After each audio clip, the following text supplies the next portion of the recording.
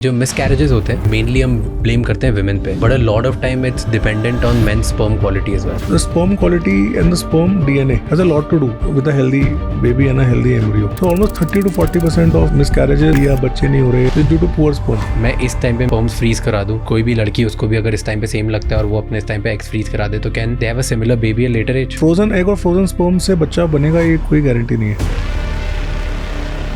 अगर आपको healthy babies चाहिए तो what is the right age? 20 से 30 साल के अंदर आइडली बच्चे हो जाने चाहिए. After 30 things get more difficult. Do you think कि इनफर्टिलिटी कंट्री है बहुत ज्यादा बढ़ रही है? Infertility is growing at a very rapid pace in India. If you look at data, sperm counts तो definitely fall कर रहे हैं. Our forefathers produced more sperm per ml than what we are producing, and our children are going to produce even less. क्या oral sex से cancer हो सकता है? Oral sex से कैंसर नहीं होता.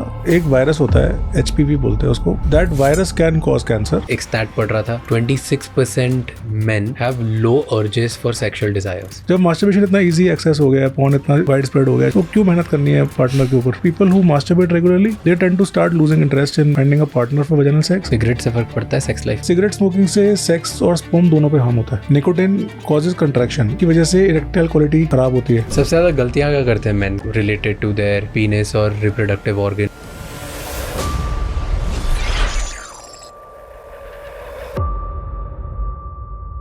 Enjoy this episode, but before you do that, Raj Shamani clips and Raj Shamani shorts को जाके सब्सक्राइब कर लो, क्योंकि इस बड़े एपिसोड की छोटी छोटी क्लिप्स कम समय में आपको बेहतर लीडर बनाने में हेल्प करती है. वो क्लिप्स हम वहाँ डालते हैं. एंड इस पूरे एपिसोड का ऑडियो एक्सपीरियंस स्पॉटिफाई पे अवेलेबल है, जहाँ पे आप हमें फॉलो कर सकते हैं. Enjoy the show.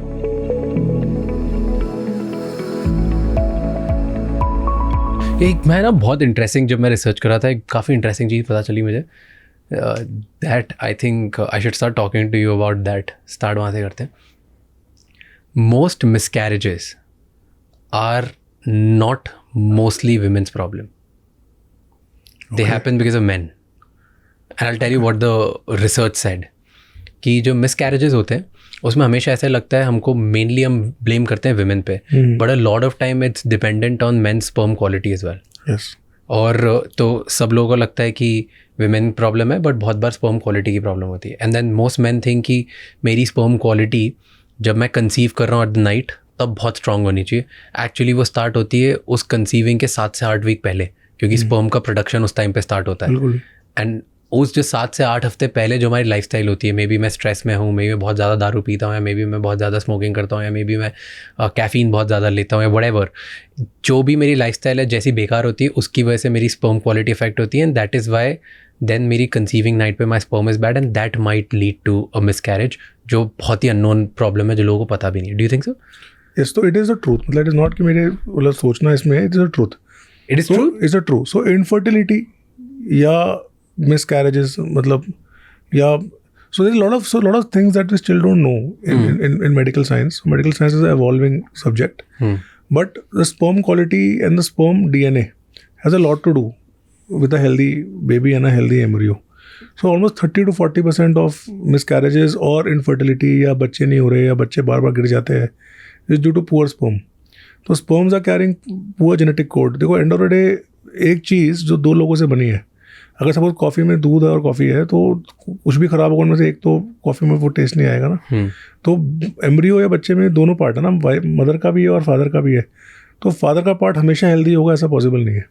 तो फादर के पार्ट में कोई भी प्रॉब्लम होगी, चाहे वो स्पर्म, और स्पर्म क्वालिटी ज़रूरी नहीं कि 7 से 8 हफ्ते पहले वाले लाइफस्टाइल की वजह से ही स्पर्म क्वालिटी ख़राब हुई है. तो इट्स ट्रू कि 90 दिन लगता है स्पर्म को मैच्योर होने में. तो अगर आज कोई स्पर्म आप इजैकुलेट कर रहे हो तो 90 दिन पहले बनना स्टार्ट हुआ था. पर 90 डेज़ के अंदर स्पर्म, ऐसा नहीं कि 90 डेज़ पहले स्पर्म बन गया और मैच्योर ही हो रहा है.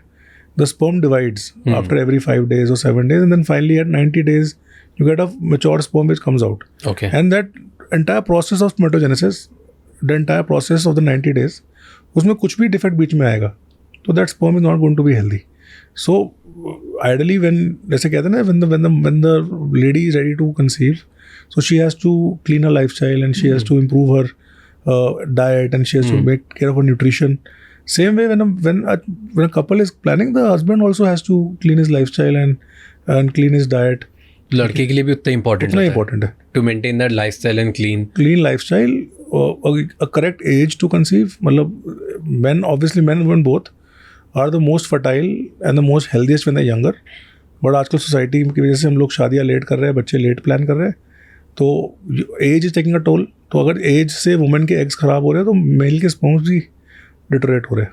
ठीक है, तो एज करेक्ट होनी चाहिए, आपका लाइफ स्टाइल क्लीन होना चाहिए, आपका टेस्टिकल्स में कोई इंजरी ना हो, टेस्टिकल्स के अंदर एक हेल्दी टेस्टिकल्स हो, आपके हार्मोन लेवल्स ठीक हो.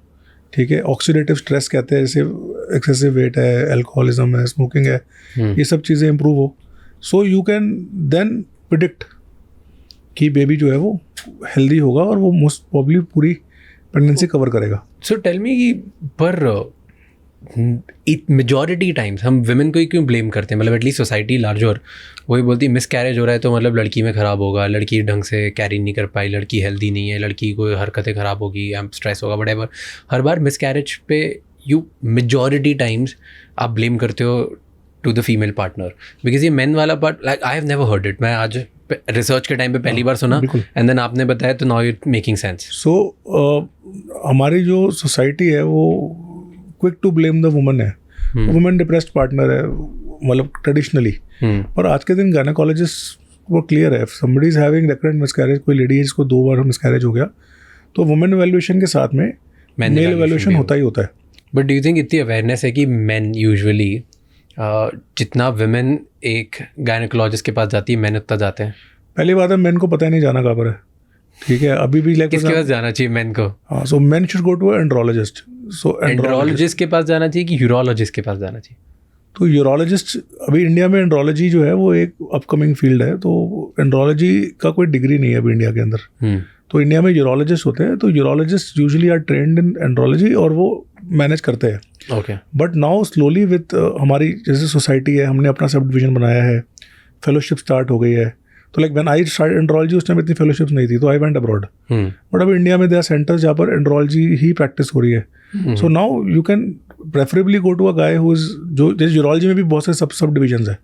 तो यूरोलॉजिस्ट में एक डॉक्टर है जो किडनी स्टोन कर रहा है, एक डॉक्टर किडनी ट्रांसप्लांट कर रहा है, एक डॉक्टर है जो सिर्फ लैप्रोस्कोपिक सर्जरी करता है.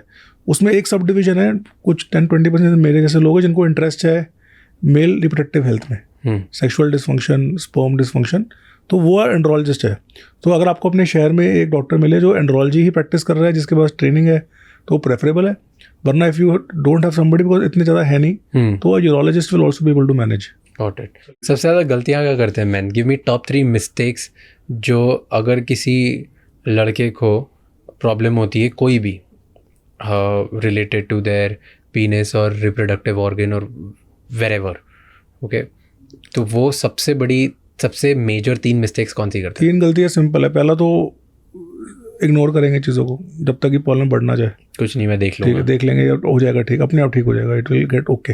मिनट हो भी जाता है ठीक अपने आप.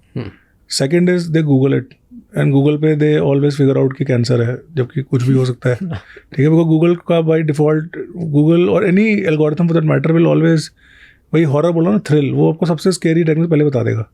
ठीक है, and then they keep on हर चीज़ में. हाँ, और तीसरा है they ask their friend, and friends से पूछ सबसे वर्स्ट तरीका है किसी भी चीज़ को, क्योंकि एक तो आपने बड़ा ट्रस्ट करके फ्रेंड से बात करी और वो फ्रेंड उसको उतना ही लाइटली और उतना ही ह्यूमरसली ले लेगा आपको, तो आपका एक तो वो मजाक सा बन जाएगा, आप और एम्बैरेस हो जाओगे और आप उसका ट्रीटमेंट नहीं करोगे. प्लस फ्रेंड जो आपको एडवाइस देगा वो भी गूगल से पढ़ के देगा. ठीक है, तो it is very common. Coming back to our first topic कि इनफर्टिलिटी जो आपने बोला, तो डू यू थिंक कि इनफर्टिलिटी कंट्री है बहुत ज़्यादा बढ़ रही है? तो infertility obviously on the rise है. So infertility is if you look at, तो infertility is growing at a very rapid pace in India. ठीक है, उसके मेरे को लगता है 2 रीज़न है. एक तो इनफर्टिलिटी एक्चुअली बढ़ रही है और दूसरा इनफर्टिलिटी आइडेंटिफाई भी हो रही है. ठीक है, पहले इनफर्टिलिटी आइडेंटिफाई नहीं होती थी. किसी को बच्चे नहीं हुए तो नहीं हुए, वो इलाज कराते भी नहीं थे. ठीक है, many times will find family में कोई है जिसको बच्चे नहीं हुए, उन्होंने गोद ले लिया, अडॉप्ट कर लिया. ठीक है, ट्रीटमेंट कुछ था ही नहीं कुछ. पर if you look at the growth of Indira IVF और other IVF centres which has exploded. ठीक है, like Indira IVF is now being taken over by venture capitalist because they look at the vast potential of this IVF to grow. तो infertility is expanding at a rapid pace, and मेरा practice का 30% अब load infertility है, male infertility, sperm count issues and not able to have children. तो infertility is growing and also infertility is being treated. तो दोनों चीज़ें हैं. तो I think we are not very clear कि एक्चुअली इनफर्टिलिटी सोसाइटी में बढ़ गई है या जो पहले नहीं सामने आ रहे थे वो अब डायग्नोज होने लग गया है, वो क्लियर नहीं है.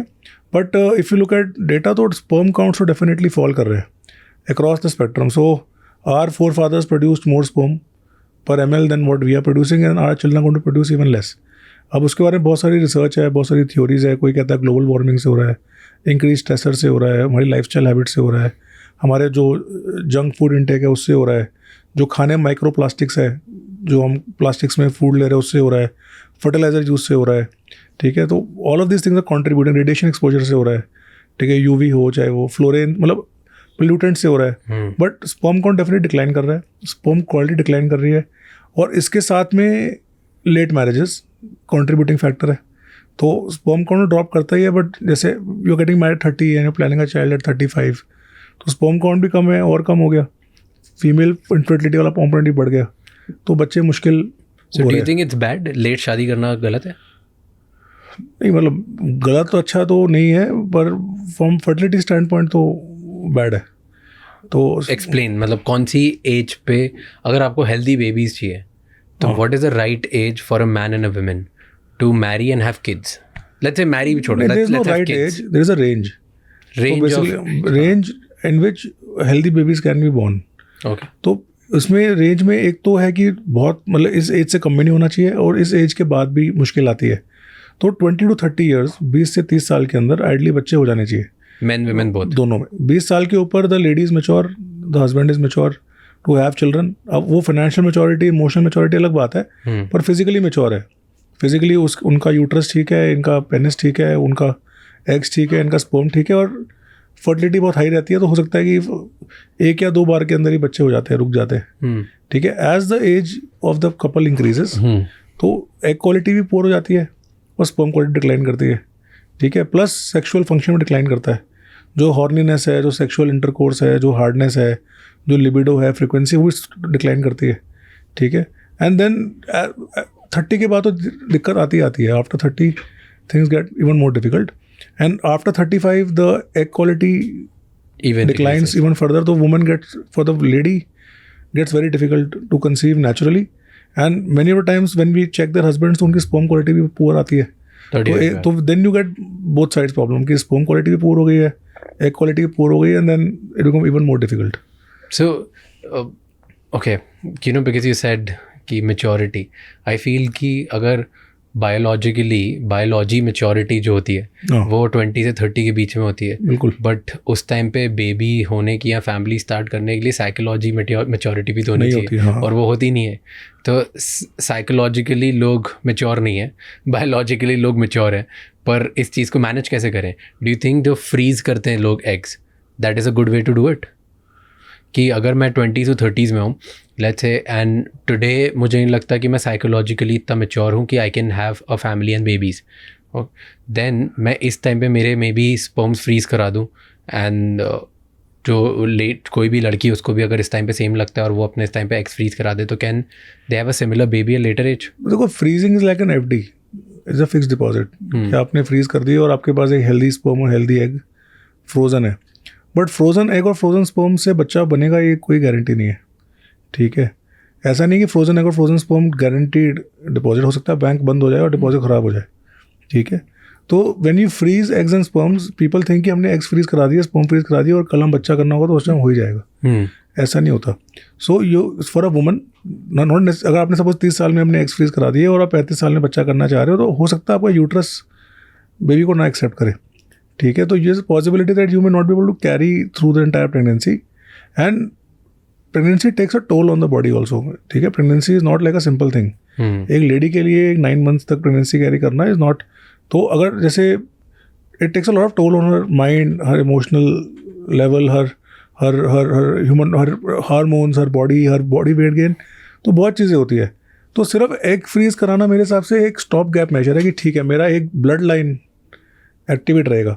पर मुझे लगता है कि 35 साल में 36 साल में बेबी करने में आपको एक तो फिजिकली आपको टोल लगता है, जो 25 साल की लेडी है वो बेयर कर लेगी as compare to 36 year old lady.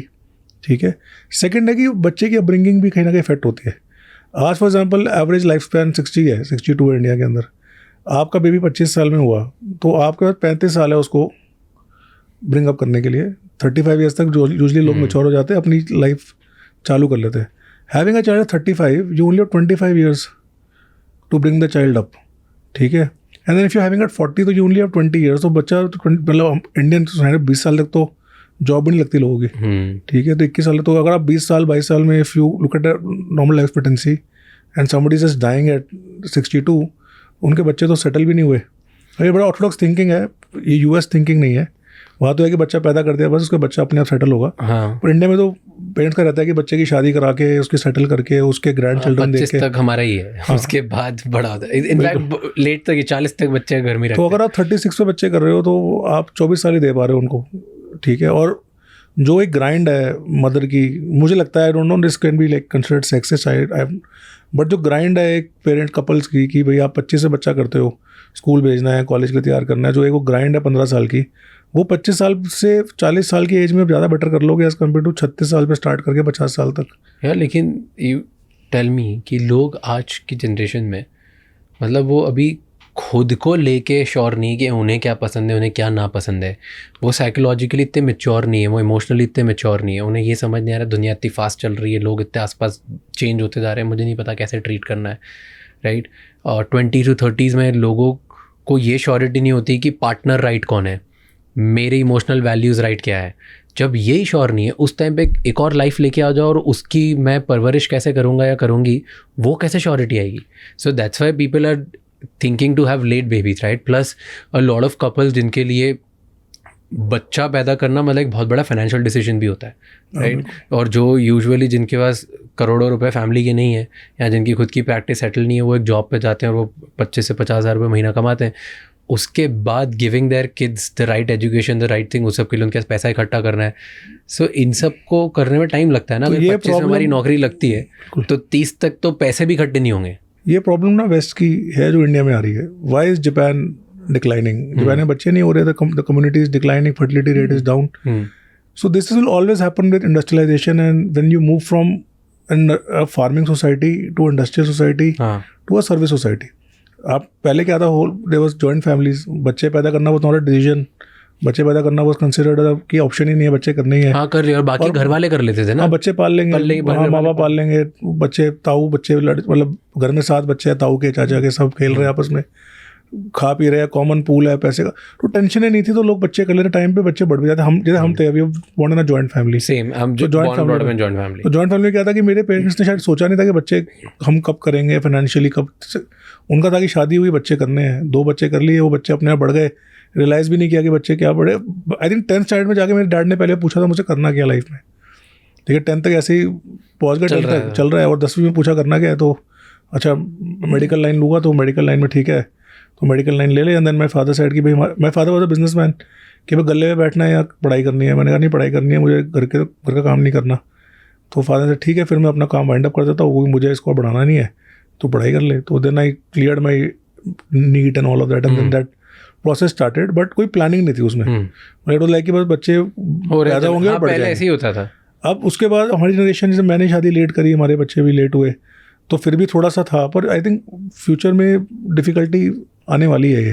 And this will always happen when nuclear families are there, when you are not settled, when you don't have anybody to fall back on, where you feel the entire responsibility आप ही की अकेले की है बच्चे को पैदा करने की, बड़ा करने की, तो सोचना पड़ेगा। और इसलिए नॉर्डिक कंट्रीज़ है, नॉर्वे है, जैसे बच्चे नहीं होते सरकार पालती है बच्चे, जापान है बच्चे नहीं हो रहे सरकार पाल रही है बच्चे, तो डिक्लाइनिंग फर्टिलिटी रेट्स इसी को बोलते हैं। That's how societies disappear and will get over. अभी जैसे डिंक बहुत बढ़ रहा है, double income no kids, right, that कि दोनों पार्टनर काम करते हैं। अगर दोनों पार्टनर काम करते हैं तो उनके लिए कितना डिफिकल्ट है 25 में बच्चा करना, बिकॉज दोनों में से या तो मैन या वेमेन, दोनों में से एक को कहीं ना कहीं अपना करियर थोड़ा सैक्रिफाइस करना पड़ेगा, क्योंकि एटलीस्ट इनिशियल 2-3 ईयर्स उन्हें बहुत ध्यान रखना पड़ेगा, भले टर्न बाय टर्न या इंडिविजुअली हुएवर टेक्स केयर। फिर उसके बाद बॉडी फिजिकली, फाइनेंशियली, साइकोलॉजिकली बहुत ज़्यादा अफेक्ट करेगा, टोल करेगा तुम्हें। एंड इन सब के बाद परमानेंट एक रिस्पॉन्सिबिलिटी है कि डेली तुम lifetime you can never go back to without having kids, क्योंकि दो ही लोग सब मैनेज कर रहे हैं। रिस्पॉन्सिबिलिटी, यही वर्ड जो है ना मेरे को लगता है गलत है। पहले बच्चे वो कंसिडर्ड एसेट्स, देखो कंसिडर्ड कि जिस घर में ज़्यादा बच्चे हैं ना वो घर ज़्यादा फलेगा फूलेगा। मुझे लगता है कि 2 बच्चे होने चाहिए, मेरा पर्सनल मानना है। सिबलिंग्स होते हैं, दोनों एक दूसरे का सपोर्ट बनता है, कल को हम नहीं भी है तो बच्चे आपस में कोई तो है उनका जो कह सकते हैं कि हाँ जी हमारा है, ठीक है, रिलेशन बनते हैं, ठीक है। पर क्वेश्चन इज कि मैंने बहुत सारे मेरे फ्रेंड्स देखे जिन्होंने बहुत जल्दी शादी कर ली और बहुत जल्दी शादी करके 24, 22, 23 एंड उनका 26 में 27 में बच्चे हैं, और अब वो काफ़ी परेशान है इन टर्म्स ऑफ कि उन्हें ये लगता है कि यार मतलब उन्हें नहीं पता कि लाइफ कैसे चल रही है, किसकी रिस्पॉन्सिबिलिटी है, किसको क्या काम करना चाहिए, क्या वो फाइनेंशियली इतने स्टेबल थे कि उन्होंने एक बच्चा करने का डिसीजन ले लिया, क्या वो इमोशनली हस्बैंड वाइफ दोनों एक दूसरे के साथ इतने मैच्योर हो चुके थे रिलेशनशिप में जहाँ वो एक दूसरे की मतलब वो दे लाइक कि हम बच्चे के ऊपर लड़ ले रहे हैं, राइट। सो मैंने बहुत सारी चीज़ देखी। सो डू यू थिंक कि जब एक इंडिविजुअल इमोशनली और फाइनेंशियली मैच्योर नहीं है पर वो बायोलॉजिकली क्योंकि वो राइट एज है बच्चा करने की 25-26 के आसपास, तब उसे कर लेना चाहिए even being immature emotionally and financially? देखो इसका मतलब इसका this is like a tough question to ask me because I personally believe कि बच्चे कर लेने चाहिए, मेरा पर्सनल मानना ही है। Even though you are not financially mature, because कभी आप हो नहीं पाओगे ना, दैट विल नेवर हैपन। हर चीज़ की पर्टिकुलर एज होती है, हर चीज़ का एक पर्टिकुलर टाइम होता है जब वो चीज़ प्रॉपर्ली हो जाती है। And I am yet to see anybody whose any woman और एनी मैन हु सेज कि मैं रेडी हूँ बच्चा करने के लिए, ठीक है। कभी भी नहीं वो एज आएगी जब वो कहेंगे कि हम अब इस पॉइंट पे हम रेडी है, ठीक है। एक पॉइंट आएगा फोमो में, फेयर ऑफ में, हाँ, कि अब 35 के हो गए, बच्चे नहीं हो रहे, अब कर लेते हैं। मोस्ट ऑफ कपल जो आते हैं यही बोलते हैं कि जी 35 के हो गए, कपल अब सेटल हो गए, अब ठीक है, he is vice president, I am vice president, now I can take a break maybe for a year, ठीक है, and then I can plan a child. तो I don't think children can ever be planned, ठीक है। बच्चे को भी plan नहीं होते, बच्चे हो जाते हैं। Okay, let's go little deeper in this conversation only कि इनफर्टिलिटी के बाद, ओके, इसमें आपने 2-3 पॉइंटर्स बोले। फर्स्ट वाज एक आपने पॉइंट बोला कि स्पर्म क्वालिटी हमारी रिड्यूस होते जा रही है। बिल्कुल राइट। मैं इनफैक्ट एक स्टैट पढ़ रहा था कि 26% मेन, जब इनसे this was I think stat ये यूएस में क्या कहते हैं, यूके में क्या था, I don't remember exact country, कि 26% men have low urges for sexual desires. मतलब 1 out of 3 if you look at man mostly उनको सेक्स करना नहीं है, या वो नहीं करते हैं, या उनको डिज़ायर ही नहीं होती, एंड इट इज़ डाइंग। और ये 10 साल पहले किया था और 10 साल बाद वापस किया, तो 180% इंक्रीज़ है in people who don't want have sex, specially man. So do you think इसका रिलेशन भी टेस्टोस्टेरोन कम बनता है या स्ट्रेस ज़्यादा है उससे रिलेटेड है कि कुछ और रीज़न होगा? नहीं, तो testosterone levels are directly related to libido, but testosterone is not the only hormone that regulates libido. So we have so much research which says that prolactin regulates libido, E2 regulates libido, SHBG regulates libido. So we still don't understand the entire testosterone theory. ठीक है, testosterone लो है, definitely libido कम होगा, but क्या testosterone ही है जिसकी वजह से libido कम हो रहा है? We don't know. सेकेंड है the increasing prevalence of self stimulation या मास्टरबेशन। मुझे बहुत स्ट्रांगली लगता है कि people are happier watching porn and you know self. क्या मीनिंग, अगेन एक्सप्लेन दिस? मतलब सी सेक्स को 2 टाइप में डिवाइड करेंगे ना। एक तो पार्टनर वजाइनल इंटरकोर्स है जिसमें आप पार्टनर के साथ सेक्स कर रहे हैं, जिसके अंदर एफर्ट लगता है, जिसमें आपको पार्टनर ढूंढना है, उसको कन्विंस करना है, फिर आपको सेक्स करना है, फिर आप इंटरकोर्स में उसको प्लेजर करना है उसको। एंड वन इज कि आप सेल्फ स्टिमुलेशन कर लो और you just masturbate seeing porn and you just it's up to you whenever you want to do it. जब मास्टरबेशन इतना ईजी एक्सेस हो गया है, पॉर्न इतना वाइड स्प्रेड हो गया है, जब आपको तो क्यों मेहनत करनी है पार्टनर के ऊपर? ठीक है, तो you think that's a big reason for it? I think that's a very big reason why people are not wanting plus मतलब what I see in a practice is that people who masturbate regularly, they tend to start losing interest in finding a partner for vaginal sex. Plus porn देख के the expectation जो set हो जाती है कि sex should be a circus of 45 minutes, then they don't feel confident enough to actually go and have sex with somebody. So the confidence levels start getting low. They don't think that they will last that much longer. They start having erectile dysfunction issues. They start having premature ejaculation issues. Plus what they have built up in their head. So that I feel that may be affecting why people don't want to have penovaginal sex, जिसके अंदर आपको मेहनत करनी पड़ेगी। ठीक है। Question on this. Porn की वजह से क्या क्या खराब हो रहा है? You said कि do you think porn should be there or no? I don't think porn should be there, but then porn is there. ठीक है, तो वो है तो उस Porn नहीं होना चाहिए? मेरे हिसाब से नहीं, पॉर्न होना चाहिए, इतना इजीली एक्सेसिबल नहीं होना चाहिए। ओके, क्यों, क्या खराब कर रहा है पॉर्न? एक तो पॉर्न से मुझे लगता है कि we are losing our ability to focus on one woman और वन पार्टनर। ठीक है, we have developing the ability to constantly swipe and keep changing our stimulation ना, स्टिमुलस जो मिलता है। तो normally when ideally when you having sex with one woman once, you are very excited, आपने हो गया, now second third, so many of the younger guys who will come to the clinic start having the problem कि they're not able to have sex with the same woman maybe after 4 or 5 times. ठीक है, जैसे पहले होता था कि you have with a married relationship and you're having sex consistently with the same woman over years after one baby, another baby, you're able to maintain वो, you are constantly wanting something new. ठीक है, second है कि you are developing this constant dopamine surges.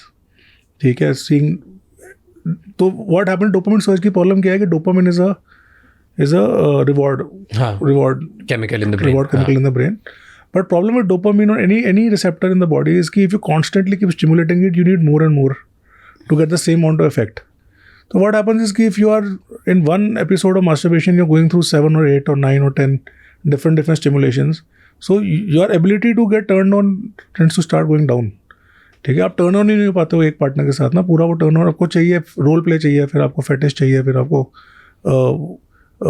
कई couples आज के दिन porn देख के अराउज होते हैं। ठीक है, they not able to get arouse with their wife, तो उनको लगता है पॉर्न देखो पहले, फिर अराउज हो, फिर सेक्स करेंगे। तो all this things start coming in. Really this is happening? This is very very common कि दे विल वॉच पॉर्न। एक मतलब एक पार्टनर दूसरे पार्टनर के साथ अराउज ही नहीं हो पा रहा है, and they need an external stimulus. तब वो स्टिमुलस रोल प्ले में आ रहा है, या तो वो बोलेंगे जी इस तरह का हमें रोल प्ले करना है, ठीक है, या वो पॉर्न देख के आ रहा है, ठीक है, या वो आपके किंक से आ रहा है। तो एक होता है कि आप, ठीक है, you are experimenting and trying to revive your sex life. Obviously if you having sex with somebody again and again in a monogamous relationship, तो उसको स्पाइस अप करना ज़रूरी है। पर एक है कि शादी नहीं हुई, अभी 3-4 महीने हुए, अभी you not even had sex में 15 times and you want something external to keep on arousing you. I have so many guys coming to the centre clinic who are married and who prefer to masturbate rather than have sex with their wives. Yes, so that's true. So that's very common. So these are couples जिनमें ये होगा कि शादी नहीं हुई है, sex 2 या 3 बार हुआ है, and now they come after 6 months and the wife says कि सर डिज़ायर लिबिडो नहीं है इनका, ठीक है, and then you ask the guy in private, तो he'll say सर मैं भी masturbate कर रहा हूँ. So he's not getting aroused by this woman, this real woman.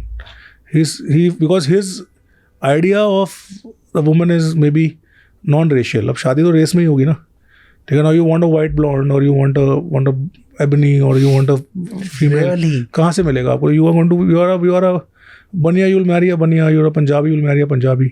ठीक है, आपको फिजिकल ट्रेट्स मैच नहीं हो रहे हैं, ठीक है, आपको अराउजल नहीं हो रहा है, तो these are then that's why I feel कि रियल प्रॉब्लम्स है, रियल लाइफ प्रॉब्लम्स है पॉर्न की। मुझे लगता है कि पॉर्न शुड बी रेगुलेटेड। कि जो पार्टनर्स हैं जिनकी शादी हो गई after marriage, do you think still a male partner और a female partner should keep watching porn? उन्हें देखते रहना चाहिए कि नहीं देखना चाहिए? देखो, इसके लिए ना I got a lot of backlash already. I feel कि if you are married you should not watch porn, ठीक है, and if you want to watch porn then it should be a group activity और combined activity. मतलब उसमें अगर आप उसको use कर रहे हो to spice up your marriage अलग बात है, पर अगर आप अपनी पार्टनर को पॉर्न से रिप्लेस कर रहे हो तो वो आई थिंक एक हेल्दी रिलेशनशिप बनेगा ही नहीं, ठीक है, तो नहीं करना चाहिए। मल्टीपल टाइम्स क्या होगा कि the wife wants to have sex, the husband already masturbated that day, उसका मन नहीं करेगा करने का, वो बहाना बनाएगा कुछ ना कुछ, थका हुआ ऑफिस से, ये जो भी XYZ है। सो कहीं ना कहीं तो he is not cheating in real life, but he is cheating her out of that episode of sex, right?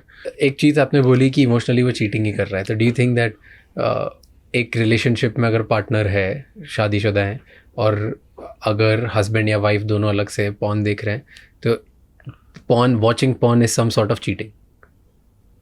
I think it is cheating. Very heavy. Okay, but there's a study, okay, and I want to counter on this. कि एक study है कि couple जो साथ में porn देखते हैं वो ज़्यादा कमिटेड होते हैं। Do you think so? साथ में देख लो ना, क्या दिक्कत है? हाँ, जो साथ में देखते नहीं है, हस्बैंड भी साथ में देखेगा ही नहीं। But there was a study कि जो साथ में देखते हैं वो ज़्यादा कमिटेड होते हैं, तो साथ में देखने में प्रॉब्लम नहीं है। साथ में वो कपल्स पॉर्न देखते हैं जो सेक्सुअली ठीक है, जहाँ वो कॉन्फिडेंस है, जहाँ वो वाइफ को पता है कि the husband is able to perform, husband को पता है my wife is only mine and we are secure, वो रिलेशनशिप में सिक्योर है। सिक्योरिटी के ऊपर ही आप लोग पॉर्न साथ में देखते हो ना, जो हस्बैंड सिक्योर नहीं है, जिस हस्बैंड को पता है कि मैं परफॉर्म नहीं कर पा रहा, वो पोर्न अकेले देखेगा, क्योंकि उसको दो इनसिक्योरिटीज़ है. पहला, he doesn't want to tell his wife कि मैं तेरी बजाय इसको कर रहा हूँ, तो एक तो वो हाइड कर रहा है. दूसरा, doesn't want his wife to know कि इतना अच्छा सेक्स हो भी सकता है. I've too many questions on this. पर मैंने बहुत सारे नोट्स बना लिए जब तक आप इससे बातें बोल रहे थे. उसमें पहली सी चीज़ आपने बोली कि जो ज़्यादा पॉर्न देखते हैं वो फिर अपनी एक पार्टनर से वो सेटिस्फाई नहीं हो पाते, राइट? और उनको कांस्टेंट अर्ज होती है, वो बार बार चाहिए होता है कि यार मैं किसी दूसरे पार्टनर के पास जाऊँ, फिर तीसरे पार्टनर के पास जाऊँ, बिकॉज उनका एक idea of sex is very different. So और ये बहुत सारी प्रॉब्लम, इनफैक्ट बहुत छोटे छोटे गांव है, शहर हैं, फॉरगेट, मतलब मैंने बहुत सारी फैमिलीज देखी फर्स्ट हैंड जहाँ पर ऐसा बोला जाता है कि अरे ये तो लड़का है तो चीट करेगा ही, ये तो जाएगा ही, इसको तो अर्ज होती है, लड़के थोड़ी रोक पाते हैं अपनी urges, right? And your scientifically और ऑल्सो एक्सप्लेनिंग सर्टन थिंग्स कि इसकी वजह से होता है, मे बी बहुत ज़्यादा कॉन्स्टेंट एक्सपोजर होता है थ्रू मीडिया और थ्रू पब्लिक लाइफ और थ्रू पॉर्न, उसकी वजह से होता है. डू यू थिंक कि मेन अपनी अर्जेस रोक सकते हैं? रोकना तो पड़ेगा ही. तो कैसे रोक सकते हैं? Give me 5 points how a man can stop his urges. Do dogs rape other dogs? नहीं. Dogs get urges and they get consent from the female dog and they have sex. If there's an aggressive dog or the alpha male in the, तो बाकी सबको नहीं मिलेगा, तो बाकी सब छोड़ना पड़ेगा.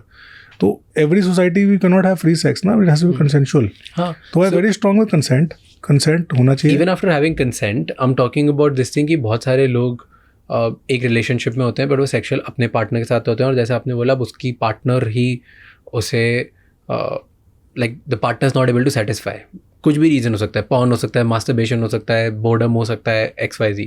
तो इसीलिए वो जो मैन है, he is going outside and trying to find it from somewhere else.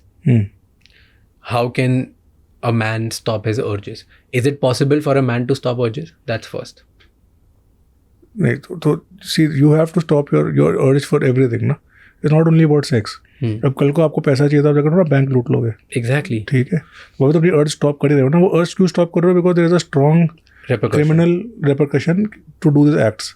तो सिमिलरली अगर आपका स्ट्रॉन्ग रिपरकशन है, फैमिली लॉस हो जाएगी, बीवी छोड़ जाएगी, डाइवोर्स हो जाएगा, पब्लिक में बेइज्जती होगी, तो लोग नहीं करेंगे. ठीक है, तो हर अर्ज को कंट्रोल करना तो पड़ेगा, because this we are living in a society where there are rules and regulations that need to be followed. ठीक है. Are there ways to do it? Do people should do certain things to stop urges? Maybe let's say a simple tip can be कि लड़कों को porn देखना बंद कर देना चाहिए, लड़कों को ये करना बंद कर देना चाहिए. There is an argument which says कि हम लड़कों को अर्जेस है तो बाहर जाके बजाय के मास्टरबेशन कर लो, कम से कम अर्जेस कंट्रोल तो हो रही है. ठीक है, but other side of this, see I am allopathic और doctor, I am a surgeon, but I strongly believe in the brahmacharya concept. ठीक है, there are ways to try to control yourself, like exercising. ठीक है, trying to remove the pent up energy in exercising, trying to defocus. If you're constantly being served porn on a platter every day, if you're constantly being served titillating material all the time, so you'll always tend to remain hyper sexual. So if you are able to control the access to information, और मतलब if you are able to control that, तो उससे भी थोड़ा control रहता है. ठीक है. थर्ड इज your मतलब trying to stop yourself from masturbating is difficult, but many men are able to do that. ठीक है. Fourth is try to invest in a relationship where you are able to have sex, or where you are able to in a stable monogamous relationship, so you'll notice you are able to have better sex, right? But one thing I'm very sure कि भाई शादी के बाद ही मतलब पहले pre-marital और post-marital sex, again then I don't have a view on it, but if you're not having sex and you are young and you have high urges, तो masturbation खराब है भी. So there are certain ways, like you can either reduce the frequency of masturbation. One is that. Second is you can try to maybe stimulate masturbation to a degree. Like आपने numbers कम कर दिए. Instead of masturbating 3 or 4 times a day, you are reducing the frequency of masturbation, and you can try to maybe improve the way you masturbate. Like instead of seeing porn, maybe try to masturbate by imagination, so that keeps your stimulation better. ठीक है. Use a warm lubricant instead of just cold masturbation. Take your time to masturbate. Try to improve your edging technique. So there are things that are described in the NoFap community also, that if you really need to masturbate to control your urges, so maybe you can use a few tricks like this. But I really don't have an answer, because Indian society में sex late start होता है, urges early start होती है, एक बीच का gap. So I don't have an answer for that. But what I tell my patients is, what I tell my men is that, you know, if you can quit porn and you can stop masturbation and you can try to focus on exercise and reduce the amount of sexual titillation, maybe things will get better. So simple tips कि किसी को भी अपनी और चीज़ control करनी है, easy और is first is पहले डेली एक्सरसाइज करना स्टार्ट कर दो तो तुम्हारी जो एनर्जी है वहाँ रिलीज होने लग जाएगी, that's high quality value.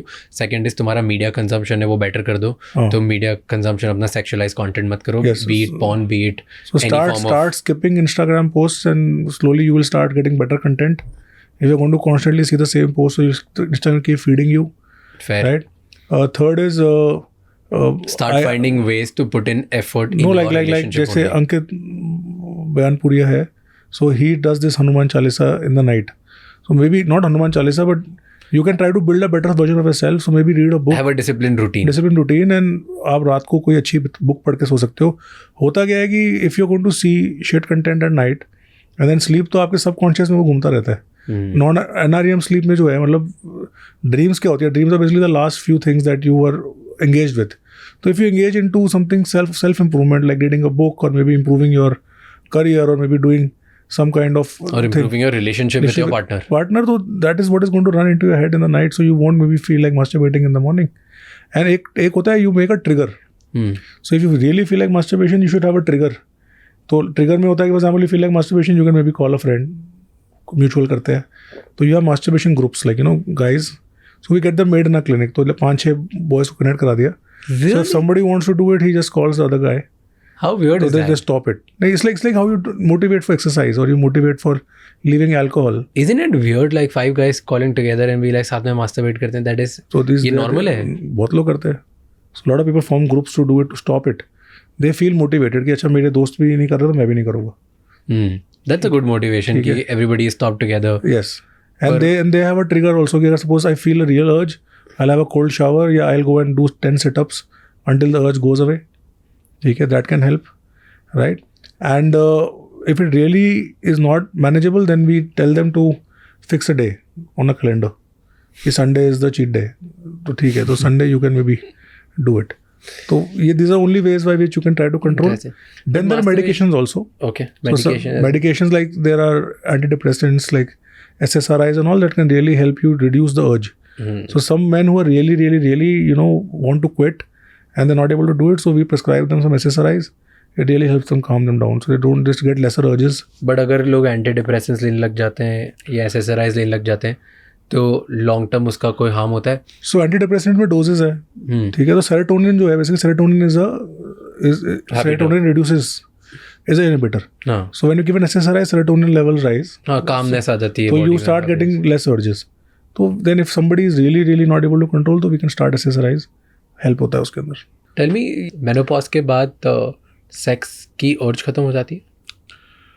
So menopause के बाद sexual urge कम हो जाती है because the hormones that a female is producing become less. Okay. Second is menopause के बाद the vagina kind of, you know, dries up.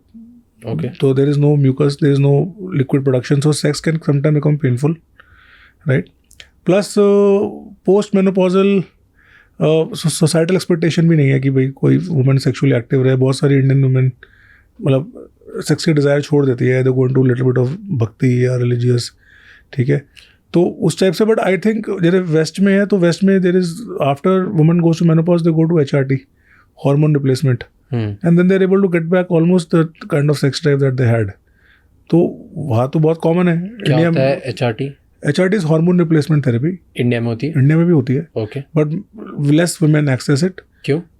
Because HRT के कुछ side effects हैं. जैसे HRT can predispose to more cancers. ठीक है, cervical cancer है या आपका ब्रेस्ट कैंसर है या ओवेरियन कैंसर है. तो इसलिए when you're giving hormones you need more monitoring. ठीक है. प्लस HRT के अंदर इंजेक्टेबल भी आते हैं, ओरल भी आते हैं. You have applicants also. तो हर लेडी का अपना डिज़ायरस लेवल के ऊपर होता है. ठीक है. प्लस इंडिया में अगेन टैबू है, मतलब सेक्सुअल एक्सपेक्टेशन रखना.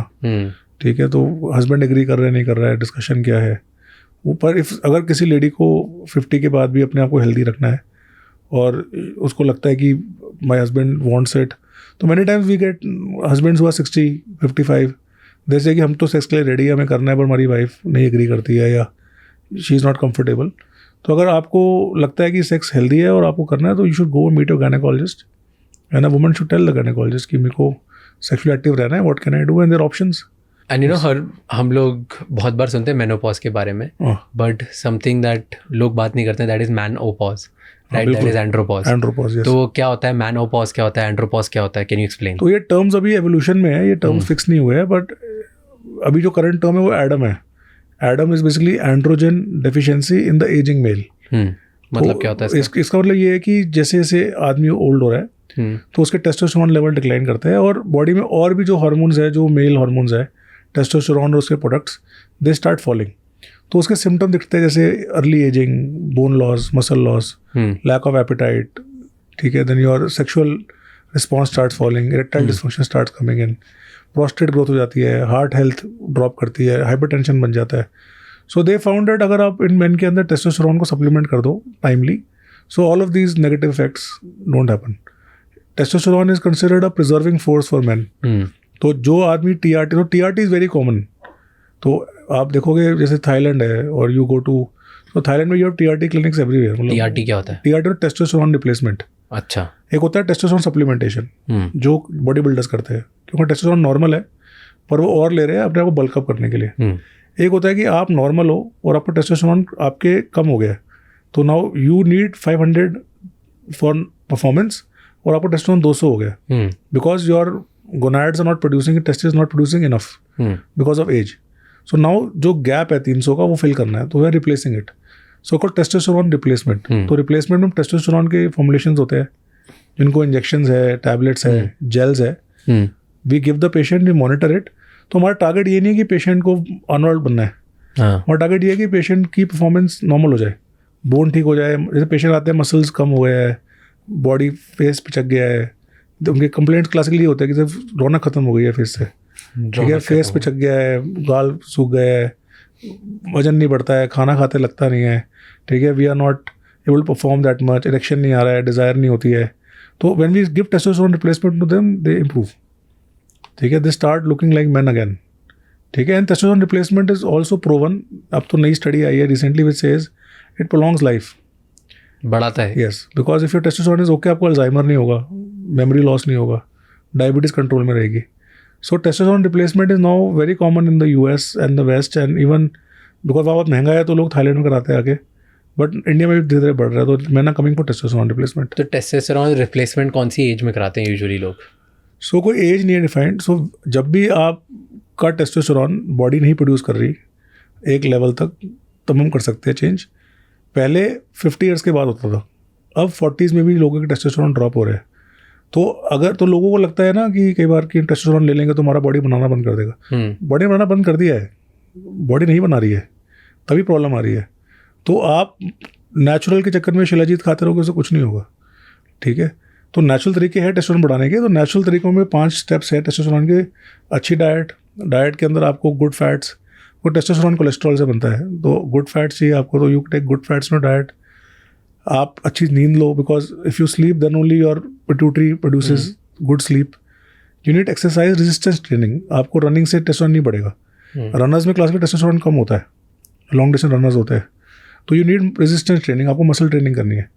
तो कई बार ना लोग ये कमेंट भी करते हैं टेस्टोस्टेरोन कम होता है, फॉल करता है लॉन्ग डिस्टेंस रनर्स में. When people run marathons, ultra marathon, cyclist में भी टेस्टोस्टेरोन ड्रॉप कर जाता है, because when you doing too much cardio, तो that is again anti testosterone. तो इसलिए लॉन्ग डिस्टेंस रनर्स के अंदर they have periods of high resistance training, ठीक है. HIIT टेस्टोस्टेरोन बढ़ाती है, but long activity of running में टेस्टोस्टेरोन कम होगा, ठीक है. कई बार पेशेंट्स कहते हैं कि डॉक्टर साहब फिटनेस होनी चाहिए. बात फिटनेस की नहीं हो रही है, बात हो रही है कि एक नॉर्मल अंकल जी है 45 साल के, जो जिम नहीं जा सकते, ठीक है, जो नॉर्मल ज़िंदगी जी रहे हैं, उनको क्या करना है. तो उनको अपनी डाइट में थोड़े हेल्दी फैट्स डालने हैं, उनको अपनी एक्सरसाइज में, योगा नहीं से कुछ नहीं होने वाला, अनुलोम विलोम में कुछ नहीं होने वाला, ठीक है, रेजिस्टेंस ट्रेनिंग करनी पड़ेगी. And that does not mean कि आपको वेट्स उठा के जिम जाना है. Simple things like pushups, pullups, squats, ठीक है, ये भी इनफ रेजिस्टेंस ट्रेनिंग होती है टेस्टोस्टेरोन को बूस्ट करने के लिए. टाइमली रनिंग, इंटरवल, खड़े होकर इंटरवल ट्रेनिंग कर लो. वेट लॉस नहीं करना है, मसल को रेजिस्टेंस देना है, ठीक है, ठीक है. एंड 5 तरीके यू सेड कि first was diet, second was resistance training, sleep, ठीक है. And then we have medications that can help. तो medication vitamin D is very helpful. अगर विटामिन D लेवल अच्छे हैं आपके, टेस्टोस्टेरोन बढ़ जाएगा. ठीक है. Then we give L-arginine to our patients. तो L-arginine बहुत हेल्पफुल होता है टेस्टोस्टेरोन बूस्ट करने के लिए. And then omega fatty acids. ठीक है, ये 3 सप्लीमेंट्स तो बेसिकली लेने चाहिए जो आपको हेल्प करेगा. And 5th injectables. ठीक है, अगर फॉर एग्जांपल इससे आपका 300 से 400 आ गया, अब 100 का गैप है, 150 गैप है, तो हमारे पास इंजेक्टेबल्स होते हैं. तो वी हैव मेनी इंजेक्टेबल्स. हमारे पास HCG भी होता है, हमारे पास टेस्टोस्टेरोन सप्लीमेंट्स भी होते हैं. तो जो भी उसको रिक्वायर्ड होगा वो यूज़ करेंगे. बट इनिशियल हम इससे स्टार्ट करते हैं. तो नॉर्मली अगर हम डाइट, एक्सरसाइज, सप्लीमेंट्स और ये करते हैं तो नॉर्मली 3 से 4 महीने में टेस्टोस्टेरोन काफ़ी बढ़ जाता है. ओके. L-arginine बहुत लोग जिम जाते हैं जो वो लोग लेते हैं. सेफ सप्लीमेंट है? सेफ सप्लीमेंट है, अच्छा सप्लीमेंट है. L-arginine के बहुत सारे बेनिफिट्स है, पर जो मेजर 4 बेनिफिट्स L-arginine के है वो पहला है कि L-arginine हमारी कार्डियक हेल्थ को अच्छा रखता है. वेसल अच्छे रहेंगे, BP नहीं बढ़ेगा. ठीक है, people who are suffering from little bit of blood pressure, वो दवाइयाँ स्टार्ट नहीं करनी, उसमें ब्लड प्रेशर को डाउन करता है. हमारी जो वैस्कुलर हेल्थ है, जो भी बॉडी में आर्टरीज, वेन्स है, उनको क्लियर रखता है. ठीक है. देन L-arginine का पिनाइल ब्लड फ्लो में बहुत रोल है. तो L-arginine जो है वो इरेक्टाइल डिस्फंक्शन, जहाँ पर थोड़ा बहुत प्रॉब्लम आई है, अभी बस स्टार्ट हुआ है, लगता है थोड़ा सा ढीलापन आया है, वहाँ पर L-arginine आपको हेल्प कर सकता है. ठीक है. L-arginine is also very good promoter of metabolism. तो टेस्टोस्टेरोन में हेल्प करता है. विमेन में बहुत हेल्प है L-arginine की. L-arginine विमेन में एग प्रोडक्शन में, यूट्रस की जो कैविटी बनती है बच्चे के लिए, उसमें. तो L-arginine is actually a good supplement. Problem L-arginine और एनी सप्लीमेंट इज आज के दिन फेक. ठीक है, आप L-arginine मंगवा रहे हो सोच के L-arginine है, पर वो L-arginine को क्वालिटी अच्छी नहीं है, या L-arginine को प्रॉपर्ली एब्जॉर्ब नहीं हो रहा, या आप जो डोज ले रहे हो वो ठीक नहीं है, या वो एक्सपायर्ड L-arginine है. ठीक है. तो प्रॉब्लम क्या है कि जैसे प्रोटीन पाउडर में इशू ही है. आज के दिन किस सप्लीमेंट पे आप बिलीव करो वो सबसे नहीं पता. ठीक है. तो जैसे हमारे सेंटर में वी गेट मेडिकल, तो L-arginine 2 तरीके से आता है. एक आता है सप्लीमेंट में जो फूड है, जिसको गवर्नमेंट रेगुलेट नहीं करती, इसलिए FSSAI के अंदर होता है, उसमें इट्स अ फूड सप्लीमेंट. तो वो खाने की तरह है, उसके अंदर कोई क्वालिटी चेक नहीं होता, कुछ नहीं होता, वो सिर्फ एक खाना है. तो वो तो आप उसमें है भी नहीं, कुछ नहीं पता. एक L-arginine आता है जो मेडिकल है, जिसके जो ड्रग कंट्रोल अथॉरिटी रेगुलेट करती है, जो लाइसेंस से बनता है. तो whenever you buy L-arginine, you buy a drug quality L-arginine. तो उससे आपको पता है कि आप जो ले रहे हो वो ठीक है, वो दवाई है, वो कोई जैसे सन है, सिप्ला है, बड़ी कंपनियाँ है, ये बना रही है. तो इनके ऊपर क्वालिटी कंट्रोल है, इनके अंदर बैचेस है, इनके अंदर एक्सपायरी डेट है, इनके अंदर बहुत सारे चेक्स एंड बैलेंसेस है. तो वो L-arginine काम करेगा, वो दवाई है. तो प्रॉब्लम क्या, आज के दिन फूड वाले रूट से बहुत सारे लोग अपने सप्लीमेंट्स को बेच रहे हैं, करते हैं. Okay, I have a question on this, but उसके मैं एक स्टैट बताता हूँ. रिसेंटली मैंने पढ़ा था कि इंडिया में अभी फूड ड्रग अथॉरिटी ने शायद इन्होंने इंडिया में सारे सैम्पल्स उठाए थे प्रोटीन पाउडर्स के 1100 के आसपास, और उन 1100 में मोर देन 90% में जो प्रोटीन कंटेंट लिखा था वो था ही नहीं. More than 90%. तो मतलब मोर देन 90% मार्केट में जो प्रोटीन्स है वो फालतू है, फेक है, उनमें जो लिखा हुआ है वो प्रॉमिस नहीं है, राइट. और जो सबसे ऊपर आया था, I am not promoting this brand, but जो सबसे ज़्यादा कि सबसे ज़्यादा एक्यूरेट था वो ऑन पे था, ऑप्टिमम न्यूट्रिशन वालों का. हाँ, लेकिन फिर दूसरा स्टैट था कि ऑन के इंडिया में जितने डुप्लीकेट्स मिलते हैं वो किसी के भी नहीं मिलते. बिल्कुल. तो ये जो ये प्रोटीन सप्लीमेंट्स है ना, ये एक बहुत बड़ा स्कैम है. ठीक है. आपको अच्छी क्वालिटी का प्रोटीन का कोई गारंटी नहीं है कि वो आपको जो ये ON के डब्बे है, कई बार ना कबाड़ी को बेच देते हैं, वो कबाड़ी इसको फिर से भर के सील लगा के बेच देते हैं. ठीक है. सो जो ON ओरिजिनल जो आता है दैट्स वेरी गुड, बिकॉज वो वे प्रोटीन है. Whey protein is basically high quality milk protein. खाली 2 ही प्रोटीन है वर्ल्ड में जो एमिनो एसिड प्रोफाइल से कंप्लीट है, जिनको हम बोलते हैं कंप्लीट प्रोटीन. वो एक है मिल्क प्रोटीन और एक है एग प्रोटीन. ठीक है. उसके अलावा जितने प्रोटीन है, सब प्रोटीन में कुछ ना कुछ प्रॉब्लम है. ठीक है. अगर आप बात करो वेजिटेबल प्रोटीन की, दालों की, और इनके अंदर अमीनो एसिड प्रोफाइल पूरा नहीं होता. ठीक है. सो इसमें आपको अमीनो एसिड को सप्लीमेंट करना पड़ता है. जैसे दाल में एक प्रोटीन कम है तो वो चावल से कंप्लीट किया. तो these proteins are not high quality protein. Plus अगर आप पर ग्राम की बात करो प्रोटीन कंटेंट की, तो एग और मिल्क में बेटर है, हाईएस्ट है. तो या तो एग का प्रोटीन खाओगे या मिल्क का प्रोटीन लोगे. अब प्रॉब्लम क्या है, if you take protein in large quantities, तो के साथ में कार्ब्स भी जा रहे हैं और आपको फैट भी मिल रहा है. तो प्रोटीन पाउडर वो बेसिकली अब है कि आप कंसनट्रेटेड प्रोटीन को, ताकि सारा उसमें सारा कार्ब निकाल दिया, फैट निकाल दिया, और आपको बिल्कुल प्योर प्रोटीन मिल रहा है. अब वो प्रोटीन आपने लिया, वो प्रोटीन जो है वो बॉडी में अब्जॉर्ब भी होना चाहिए. ठीक है. कई बार आप प्रोटीन तो ले रहे हो गिन के 100-125 ग्राम जो भी ले रहे हो, पर उसमें हो सकता है कि वो अब्जॉर्ब ही 20-25 ग्राम हो रहा हो, 75 ग्राम आपका निकल गया मॉर्निंग में. ठीक है. तो is your body absorbing protein. तो वेरी कॉमनली क्या होता है ना, आई हैव सीन कि बंदे ने जिम स्टार्ट किया 2 दिन पहले और पहले प्रोटीन स्टार्ट कर लिया. आपकी बॉडी की मेटाबॉलिक रिक्वायरमेंट ही नहीं है इतनी.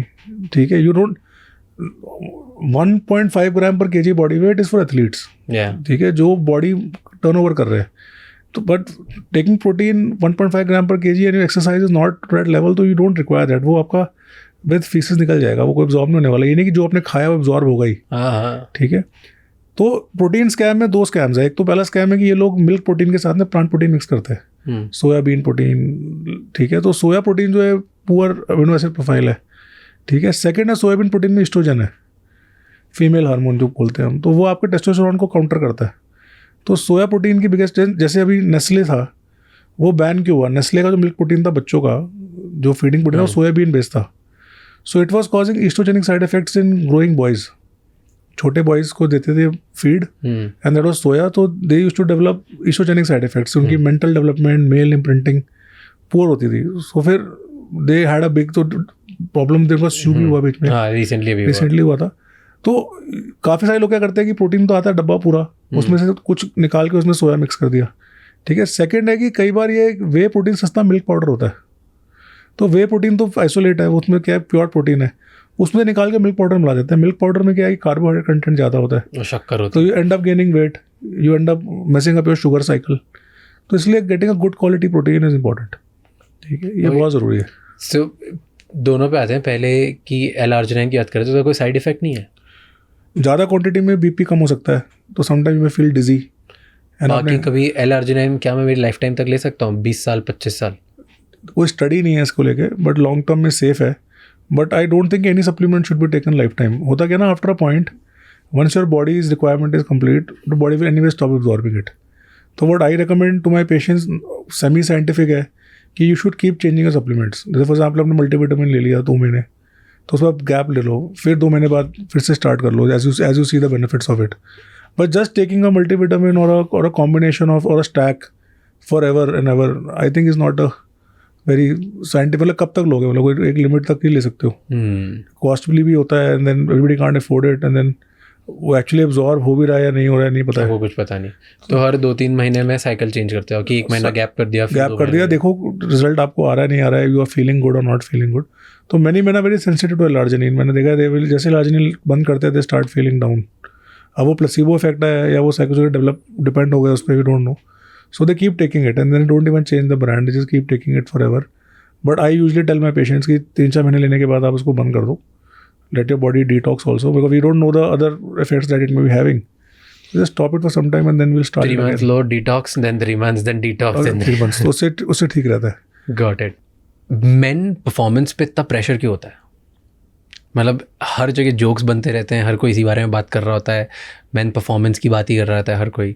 सो इतना ज़्यादा pressure, why do you think कि पूरी सोसाइटी के ऊपर ऐसा लगता है कि एक ओलंपिक्स का टूर्नामेंट है जहाँ पे मैन को परफॉर्म करना ही पड़ेगा. अगर एक a man is going on a bed, वो अगर बेड पे जाता है तो उसके बाद अभी एक जंग है, उसको जीतनी है, उसके ऊपर इतना प्रेशर है to make sure that he perform so well that the women is impressed. And उस इतने प्रेशर के बाद भी most man fail to do that. तो व्हाई डू यू थिंक इतना प्रेशर क्यों है? पहले तो ये कहाँ से आया? डोंट यू थिंक लाइक दोनों पार्टनर्स की इक्वल रिस्पॉन्सिबिलिटी है? ऐसा इक्वल रिस्पॉन्सिबिलिटी मैं तो बिल्कुल मानता हूँ. And I counsel my man because I am a man and I am pro man. तो आई बिलीव कि ऑर्गेजम दोनों की जिम्मेवारी है. Exactly. The woman should also know how to orgasm ना. ठीक है. मैन की जिम्मेवारी नहीं है कि सारा को ऑर्गेजम उसको ही कराना है. The lady also should know कि उसको ऑर्गेजम कैसे आना है. ठीक है. सेकेंड है कि रिजल्ट पे ध्यान देते हैं ना हमेशा. भाई वो रिसीवर है, वो गिवर है, तो गिवर के ऊपर सारा मतलब पूरा मतलब करा देते कि तूने करना है बोझ तेरे पे. पर I think better sex happens when you both are in your zone. Lost in your zone मतलब आपका जोन है कि मेरे को खुद को एंजॉय करना है. ठीक है. और आई एम डन. तो आई विल डू थिंग्स जो मुझे खुश करे. मेरे सामने वाला जो है, जो भी रिसीवर है, उसका होना चाहिए कि मैं अपने जोन में हूँ. I have a tool and I need to find a way to enjoy between myself. तब तो सेक्स अच्छा हो पाएगा. पर अगर सेक्स इस तरह से हो रहा है कि नहीं भाई आई am a silent receiver and सामने वाला हैज़ टू जस्ट परफॉर्म, तो वो कभी भी सक्सेसफुल होने नहीं वाला. What do you think average duration क्या होनी चाहिए for a good sex? There is no average duration. तो हर कपल अलग होता है. ठीक है. तो सम कपल्स, बट ग्लोबली ऐसे एवरेज ड्यूरेशन होती क्या normal? There so textbooks कहती है 2 या 3 मिनट अगर हो रहा है तो ठीक है. पर मुझे 2 या 3 मिनट सफिशिएंट है, सफिशिएंट है सेक्सुअल इंटरकोर्स के लिए। अगर आपका फोर प्ले अच्छा है, आपने 5-7 मिनट फोर प्ले कर लिया है और आप सेक्स कर लिया है, बट मुझे लगता है कि there is no average duration जिसमें कपल अपना सेक्सुअल अर्ज निकाल ले और दोनों पार्टनर सेटिस्फाई हो जाए, वो अच्छा टाइम है। तो there many women who know how to come off, who know how to come, and they know कि उनको अपना किस पोजीशन में उनको कम करना है, उनको किस पार्ट्स को अपने स्टिमुलेट करना है, and they are able to use their man to their benefit. And there many man who are focused on their hardness in the erections. तो एक जो मिसकंसेप्शन है वो है कि भाई पेनिट्रेशन से ऑर्गेज़म होगा, तो उसको गायनेकोलॉजिस्ट ने उल्टा ही घुमा दिया। गायनेकोलॉजिस्ट जो लेडीज़ है वो बोलती है कि पेनिट्रेशन ज़रूरी नहीं है, ऐसा नहीं है, पेनिट्रेशन ज़रूरी है और 50% ऑफ वुमेन पेनिट्रेशन से ऑर्गेज़म करती भी है, ठीक है, बट पेनिट्रेशन ही सब कुछ नहीं है, ठीक है। क्लिटरल स्टिमुलेशन ज़रूरी है, तो अगर क्लिटरल स्टिमुलेशन हो रहा है, चाहे वुमेन ऑन टॉप पोजीशन से हो रहा हो, चाहे थ्रस्टिंग से हो रहा हो, और पार्टनर का अपना एक कंपैटिबिलिटी लेवल सेट है, तो any amount of time is good enough. तो ऐसे कपल्स आते हैं जो 5 मिनट कर रहे हैं एंड दे आर हैप्पी। ऐसे कपल्स भी आते हैं कि हस्बैंड कहता है 30 मिनट्स 40 मिनट्स भी हम इंटरकोर्स कर ले तो भी मेरी वाइफ को ऑर्गेज़म नहीं आता है, तो even they are you know in a loop where he वो चाहता है 40 मिनट को और बढ़ाओ। वी टेल देम कि 40 मिनट बहुत है, ठीक है। प्रॉब्लम इज़ कि you are not hitting the right buttons, आप उस पर वर्क करो, ठीक है, but that is where the information mismatch happens. तो टाइम से कोई फ़र्क नहीं है, बेसिक टाइम होना चाहिए, ठीक है। Ideally a man should discharge when he is ready to discharge, ठीक है। जो आइडियल सिचुएशन है वो ये है कि अगर आप इरेक्ट हो और आप इंटरकोर्स कर रहे हो तो आपका इंटरकोर्स टाइम अच्छा होना चाहिए, और जब आपको लगे कि नाउ अच्छा टाइम मतलब क्या होता है? You should not discharge if you don't want to discharge, ठीक है। If you are thrusting and then you kind of speed up and you reach the threshold and you climax, तो वो best है। पर आइडियल सिचुएशन सबकी नहीं होती है, तो many man will have premature ejaculation. Premature में क्या होता है, या तो वो दे विल डिस्चार्ज आउटसाइड, वो इंसर्शन का टाइम ही नहीं आता है, या इंसर्शन के बाद they are discharging too quickly, but normally if you are lasting 5-7 minutes तो ठीक है, बहुत है, सफिशिएंट है। तो फिर टेक्स्ट बुक बोलती है कि 2 से 3 मिनट, टेक्स्ट बुक का डेफिनेशन है कि 1 मिनट से ऊपर अगर कोई व्यक्ति या आदमी लास्ट कर रहा है तो 1 मिनट के ऊपर नॉर्मल है, टेक्स्ट बुक बोलती है।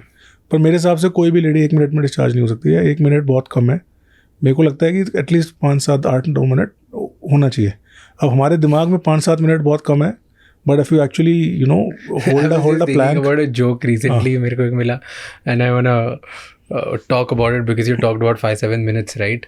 And I think which movie was this, कि जहाँ पे कौन सी मूवी थी यार नेटफ्लिक्स पे, वेयर उनका एक छोटा सा क्लिप है, रिलेशनशिप दिखा रहे हैं, where the girl is counting 1 2 3 4 और वो लाइक डिस्चार्ज कर देता है। मैं लव स्टोरीज में करता है, that's why I was like कि ओके दैट, तो वो अब नॉर्मल है 1 2 3 4 सेकंड्स। बिल्कुल नहीं, सेकंड्स तो अब normal he obviously. So anything under a minute और 2 मिनट्स इज अब नॉर्मल।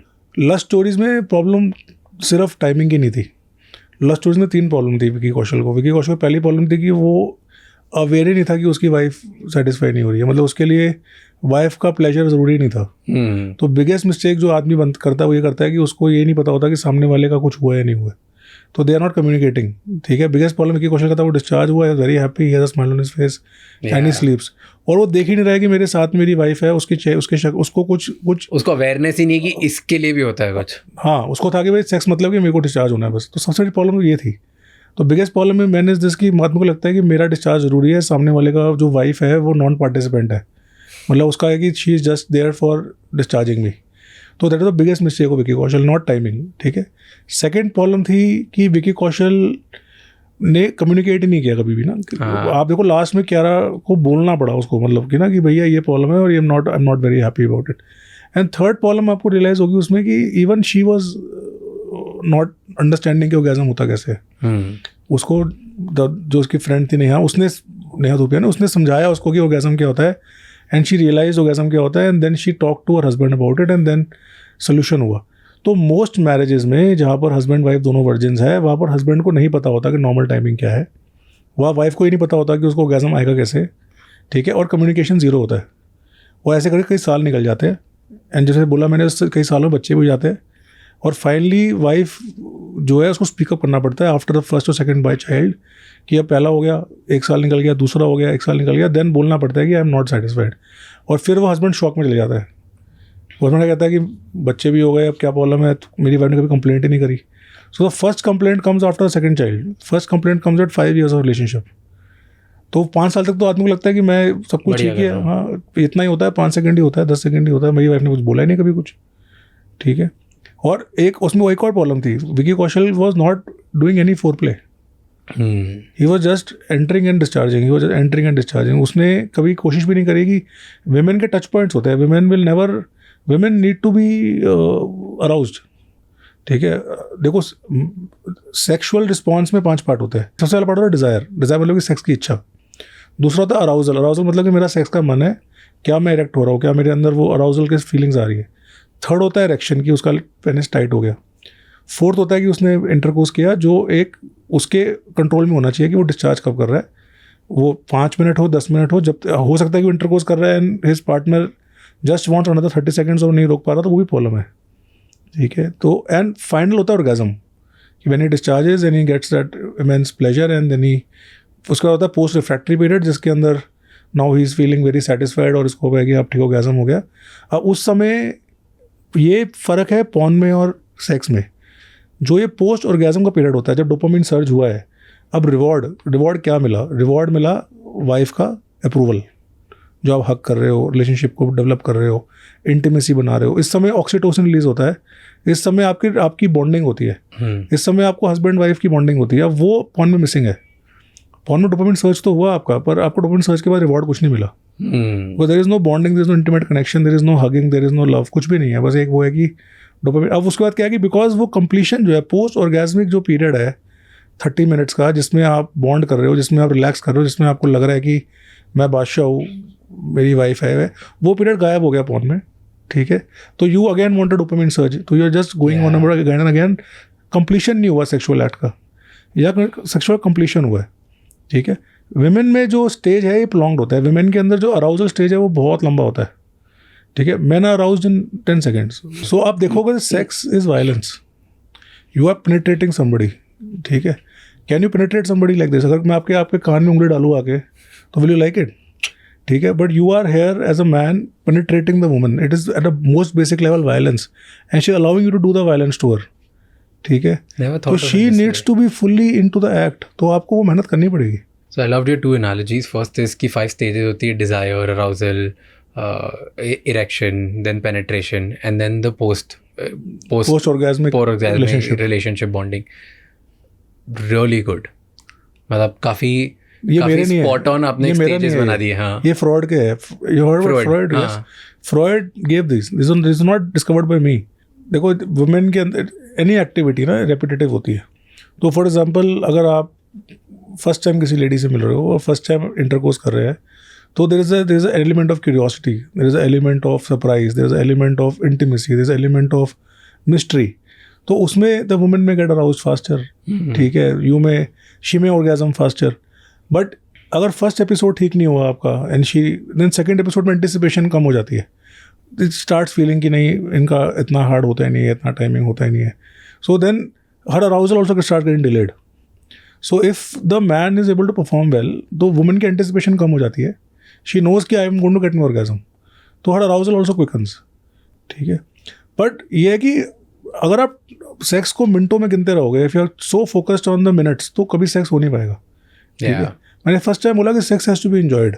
जब आप अच्छी चीज़ खा रहे हो, अच्छी आइसक्रीम खा रहे हो, तो you are having it, you are enjoying it. तो you don't look at the number of spoons that you eating the, you don't look at कि मैं कितनी देर में खत्म करी. You are enjoying it. तो if that is where it is important कि जब आप you consider sex as an activity to be enjoyed. ठीक है. आप उसको टास्क नहीं बना सकते कि घड़ी देख रहे हो. जैसे वो मिर्ज़ापुर में जो कालीन भैया का लड़का था, वो सेक्स करते हुए काउंटिंग करता था नंबर ऑफ स्ट्रोक्स. 50 स्ट्रोक लगाए अभी, 70 स्ट्रोक लगाए अभी, 100 स्ट्रोक उसने दिखाया भी उसके अंदर ना वो विटनेस. यार ये तो मैंने नोटिस ही नहीं किया. I want to now go back and see it. हाँ. तो ही यूज्ड टू काउंट जब when he was having sex with that female. जब वो उसको गोली मारने आता है बीच में, तो वो काउंट कर रहा होता है 70 हो गए, 80 हो गए, 90. तो लड़की कहती है कि लास्ट टाइम 150 लगाए थे, तो कह रहा है मैं 200 लगा हुआ है इसमें. तो वो काउंटिंग कर रहा होता है अपने स्ट्रोक्स की. तो you can not do that. मतलब you are what by putting the strokes, मतलब and the female is lying down looking at the mobile phone. वो एक सीन है Oh उसका. yeah. Now I remember. Yes. वो female और mobile phone देख रही है और नंबर काउंट कर, तो वही वो सेक्स में मजा ही नहीं आया ना उसको. फीमेल के लिए तो ठीक है, he is just using a vagina as so this a term that I called vaginal masturbation. मतलब आप हाथ की वजह वजाइना यूज कर रहे हो मास्टरबेशन ही, तो कोई एंजॉय नहीं कर रहा है इसके अंदर. ठीक है, तो ये just basically पेनेट inside the vagina and you just stroking, तो दैट इज ऑल्सो यूजलेस. तो until unless you don't involve your partner completely in the process, sex will become a task. मैंने बहुत पहले आई थिंक मैं London में था, जहाँ पे मैं एक लाइफ ट्रांसफॉर्मेशन कोर्स कर रहा था, और उस लाइफ ट्रांसफॉर्मेशन कोर्स में there was one trainer for 30 minutes या 45 minutes का एक सेशन था जिसपे which was about orgasms, and वो मेन एंड फीमेल ऑर्गेजम्स के बारे में बात कर रहे थे, और बहुत बढ़िया बात बताई थी कि and I really like that कि फीमेल ऑर्गेजम, अगर किसी फीमेल को ऑर्गेजम करवाना हो या मेन को ऑर्गेजम कराना हो, टाइमिंग यूजलेस है, साइज़ यूजलेस है, your average let's say body structure वगैरह सब यूजलेस है. द रियलिस्ट हर चीज़ 4 चीज़ों पर डिपेंडेंट होती है. First is the mental stimulation, कि आप मेंटली एक दूसरे के स्टिमुलेटेड हो, जहाँ तुमको एक दूसरे को you want to know more और you want to take this relationship forward. That is first. तो पहले उस पर फोकस करो. जब वो हो जाता है फिर होता है इन्वायरमेंटल स्टिमुलेशन, कि क्या ये सेफ इन्वायरमेंट है.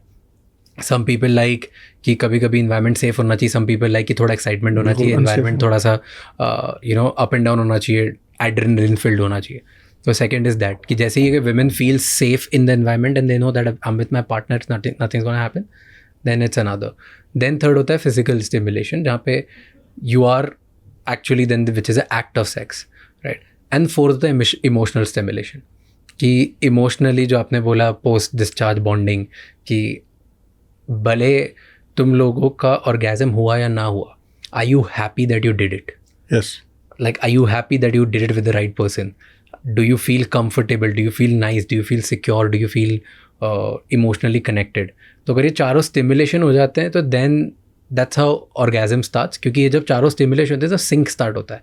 एंड बहुत बार पीपल डोंट इवन रियलाइज जो ऑर्गेजम करते हैं उनका सिंक ब्रीदिंग पैटर्न से स्टार्ट होते से लास्ट में ऑर्गेजम जो रिलीज होता है तब तक हो जाता है. बिल्कुल. And you don't even realise that.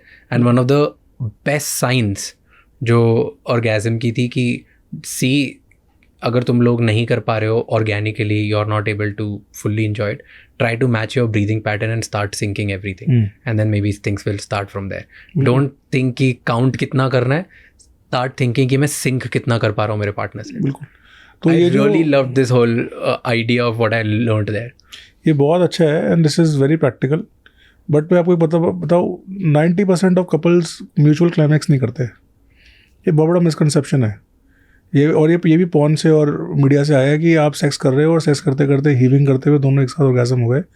Mutual climax बहुत रेयरली होता है. Women can climax multiple times and she can climax with her own body.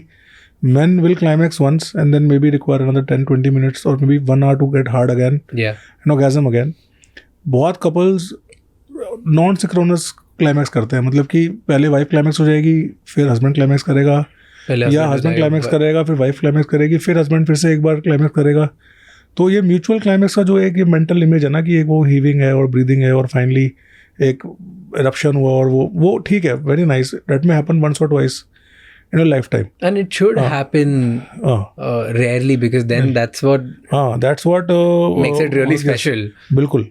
But most couples जो है वो उनको सेक्स जो है ना वो एक मैजिक की बजाय ना एक रूटीन की तरह उसको हैंडल करना चाहिए कि सेक्स एक पार्ट ऑफ लाइफ है, ज़रूरी है हमारे रिलेशनशिप के लिए. हम सेक्स कर रहे हैं तो हमको दोनों को ही क्लाइमैक्स करना है. अब उसके लिए मुझे अपने आप को इम्प्रूव करना है और अपनी वाइफ को मेरे लिए इम्प्रूव करना है. कई हस्बैंड्स हैं उनको अराउजल नहीं होता वाइफ से आफ्टर अ पर्टिकुलर एज, मतलब because of the same person again and again, physical body नहीं उतनी अट्रैक्टिव लग रही है, चीज़ें इतनी बेटर नहीं लग रही है. तो रिस्पॉन्सिबिलिटी वाइफ की भी है कि अपने हस्बैंड को फुल्ली अराउज करे. Okay, I have questions. इन सब के इस प्रेशर परफॉर्मेंस इन सब की वजह से ना one of the biggest problem जो बढ़ते जा रही है that is ED, erectile dysfunction, की पेनिस इरेक्ट नहीं होता at the time of intercourse, at the time of sex, and ये प्रॉब्लम बहुत बढ़ते जा रही है. डू यू थिंक कि ये एक नेचुरल प्रॉब्लम है जो हर किसी को कभी ना कभी होगी या होती रहती है, एंड इट्स फेजेस कि आता है जाता है, कि do you think it's proper medical problem? Erectile dysfunction medical problem है। इरेक्टाइल डिसफंक्शन एक बहुत लेयर टॉपिक है। इरेक्टाइल डिसफंक्शन के कम से कम 8 तो कॉजेज़ है जो ब्रॉड कॉजेज़ बोलते हैं। तो इरेक्टाइल डिसफंक्शन के अगर मोटे मोटे कॉजेज़ देखोगे तो इसमें साइकोजेनिक होता है। साइकोजेनिक मतलब दिमागी रूप से इरेक्शन नहीं आ रहा, उसके अंदर मल्टीपल है उसमें, जैसे we can discuss it in topics. फिर एक होता है आर्टेरियल मतलब कि ब्लड सप्लाई ख़राब हो गई है। अब वो क्यों ख़राब हुई है, उसके मल्टीपल कॉजेज़ है। फिर न्यूरोजेनिक है कि रिफ्लेक्सेस जो हमारे CNS के है, नर्व्स है, प्रॉपर्ली काम नहीं कर रही है। हार्मोनल है कि टेस्टोस्टेरोन लेवल कम हो गया है या बाकी हार्मोन्स ख़राब हो गए हैं। ट्रोमैटिक है, चोट लग गई किसी कारण से, एक्सीडेंट हो गया, फ्रैक्चर हो गया, ठीक है। फिर अदर रेयर अनकॉमन कॉजेज़ भी है। बट मोटा मोटा इरेक्टाइल डिसफंक्शन अगर है तो ये सोचना कि इरेक्टाइल डिसफंक्शन मुझे है अपने आप ठीक हो जाएगा, नहीं होने वाला। अगर इरेक्टाइल डिसफंक्शन है तो उसका कॉज ढूंढना, उसके कॉज को ट्रीटमेंट करना ज़रूरी है और उसके बाद ही ठीक होगा। सेकेंड है कि आजकल एक वर्ड है परफॉर्मेंस प्रेशर। देखो प्रेशर उसको आता है, ठीक है, जिसको इरेक्शन नहीं आता है, ठीक है। अगर आपको इरेक्शन आता है तो प्रेशर नहीं आएगा, ठीक है। तो मैनी टाइम परफॉर्मेंस प्रेशर नहीं होता, इरेक्टाइल डिसफंक्शन होता है because of chronic masturbation, because of chronic setting, lifestyle choices, poor hormones.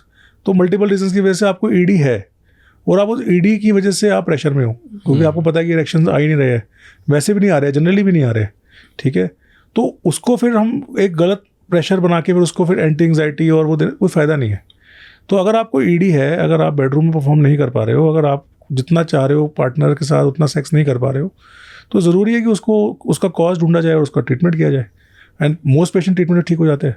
Okay, so question on this, बहुत लोग ऐसे भी होते हैं, बिकॉज मैं आज इससे पहले ना पूरा क्वारा देख रहा था, एंड उस पर ये सारे भी क्वेश्चन थे कि समटाइम्स मेरी सेक्स लाइफ बहुत बढ़िया चलती है जहाँ पे I am having sex multiple times in a day, and कुछ टाइम ऐसा होता है जहाँ पे मेरे को इरेक्शन ही नहीं हो रहा। Do you think that is erectile dysfunction? Yes, तो इरेक्टाइल डिसफंक्शन, अगर आपको इरेक्शन जब आप चाह रहे हो आपको इरेक्शन नहीं हो रहा, वो इरेक्टाइल डिसफंक्शन है। But that can be temporary और that can be permanent. Okay, तो कई लोगों में एपिसोडिक होता है। एपिसोडिक मतलब पार्टनर डिफरेंट है, तो एक पार्टनर से होता है, एक पार्टनर से नहीं होता, ठीक है। जगह डिफरेंट है, जैसे बोला आपने, कंफर्टेबल स्पेस नहीं मिल रही है, उधर नहीं हो रहा है। थर्ड है कोई स्ट्रेसर है। अब हो सकता है कि जैसे कई पेशेंट्स मेरे पास आते हैं जो कॉर्पोरेट जॉब में है, जिनका बहुत हेक्टिक लाइफस्टाइल है, खाली वीकेंड्स पे ऑफ मिलता है और वीकेंड में थके होते हैं। तो वो कहते हैं कि जब हम छुट्टी पे होते हैं या 5-6 दिन हम लोग फ्री है तो हम अच्छा सेक्स होता है, पर जब मैं स्ट्रेस में हूँ या वर्क प्रेशर में हूँ या मैंने नींद ठीक से नहीं ली है तो उस दिन नहीं भी होता है, ठीक है। तो that is not erectile dysfunction पर से। वो पेशेंट इरेक्टाइल क्वालिटी ठीक है उसकी, पर हो सकता है कि उसके वर्क एनवायरनमेंट चेंज करने से या उसकी स्लीप पैटर्न बदलने से या उसकी रेस्ट से वो ठीक हो जाए, इफेक्ट होता है। वो तो उस केस में क्या करना चाहिए लोग? Just lifestyle improvement?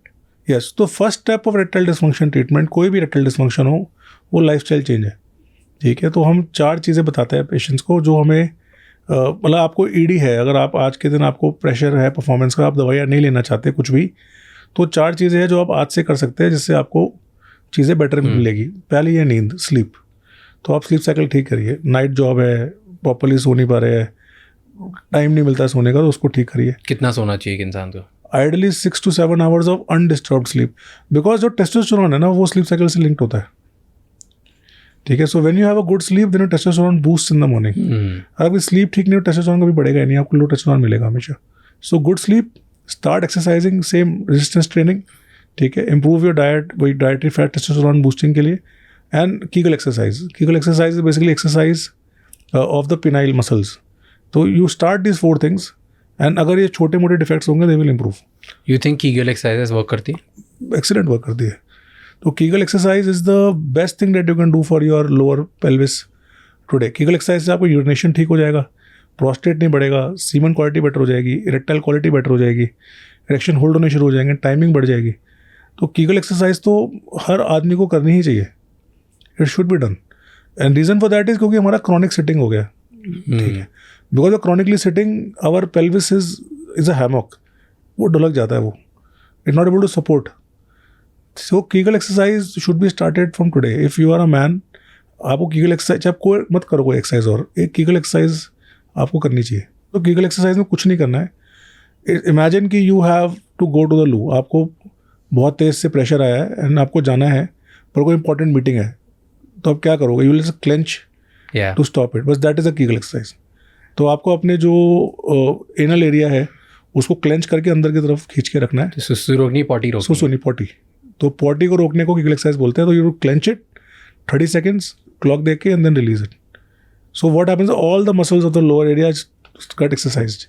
So that is the basic Kegel exercise, and Kegel exercise is like something that will show you immediate improvement. आप 15 दिन करो, 15 days बाद you start noticing you're getting harder erections and you're able to sustain longer. Kegels तो करनी चाहिए.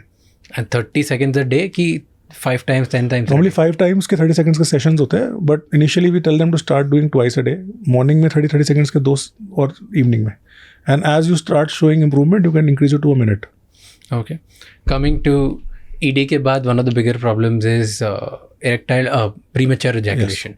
आपने बोला कि हर इंसान, like हर लड़के को, हर मर्द को, every man, उसको जब उसकी इच्छा हो ejaculate करने की तभी करना चाहिए an act. हो नहीं जाना चाहिए, right? उसके कंट्रोल में होना चाहिए. Yes. That is something very new that I'm hearing. ये 2 चीज़ें हैं इसमें ना. जब आपका पार्टनर आपसे कंफर्टेबल हो जाता है तो 3 चीज़ें होनी शुरू हो जाती है. पहला, आपकी परफॉर्मेंस एंग्जाइटी घट जाती है, आपसे प्रेशर रिलीज हो जाता है. यू स्टार्ट रियलाइजिंग कि मेरी कंपैटिबिलिटी ठीक है, and you become more confident and relaxed. Normally when you are anxious, आप एक फ्लाइट एंड फाइट सीक्वेंस में होते हो. तो व्हेन जो सेक्शुअल रिस्पॉन्स है ना, वो दैट इज पैरासिम्पैथेटिक. मतलब आप समझोगे तो सेक्शुअल रिस्पॉन्स है parasympathetic and discharge is sympathetic. तो पैरासिम्पैथेटिक मतलब कि जो रिलैक्स्ड मोड है, सिम्पैथेटिक मतलब कि जो आपका डर वाला मोड है. जब एंग्शियस होते हो तो आपका सिम्पैथेटिक एक्टिविटी हाई रहती है, तो आपकी बॉडी कोशिश करती है इमीडिएट डिस्चार्ज करने की. उसको एक बार डिस्चार्ज करो भाग्य से, ठीक है. When you are comfortable with partner, your parasympathetic response rises, ठीक है. You are not that much stressed, you are like ठीक है, सेक्स तो हो ही जाएगा. Second is your partner starts getting more wet, your partner is more aroused. Yeah, because they're more comfortable with you. So the friction that is happening in the lower parts tends to reduce. You are able to get more slippery. You don't get that much sensation. आप first time. Third is novelty factor खत्म हो जाता है, ठीक है. When you are with a young, very very new partner, you are so excited कि you're not able to hold it. ठीक है. So इस वजह से क्या है, most couples में 5, 7, 10 बार के बाद टाइमिंग ठीक हो जाती है. पर प्रॉब्लम कहाँ पर आती है कि जो न्यूली मैरिड कपल्स है या नए कपल्स है, वो फर्स्ट 2 बार के अंदर बना लेते हैं मेंटली की प्रॉब्लम है.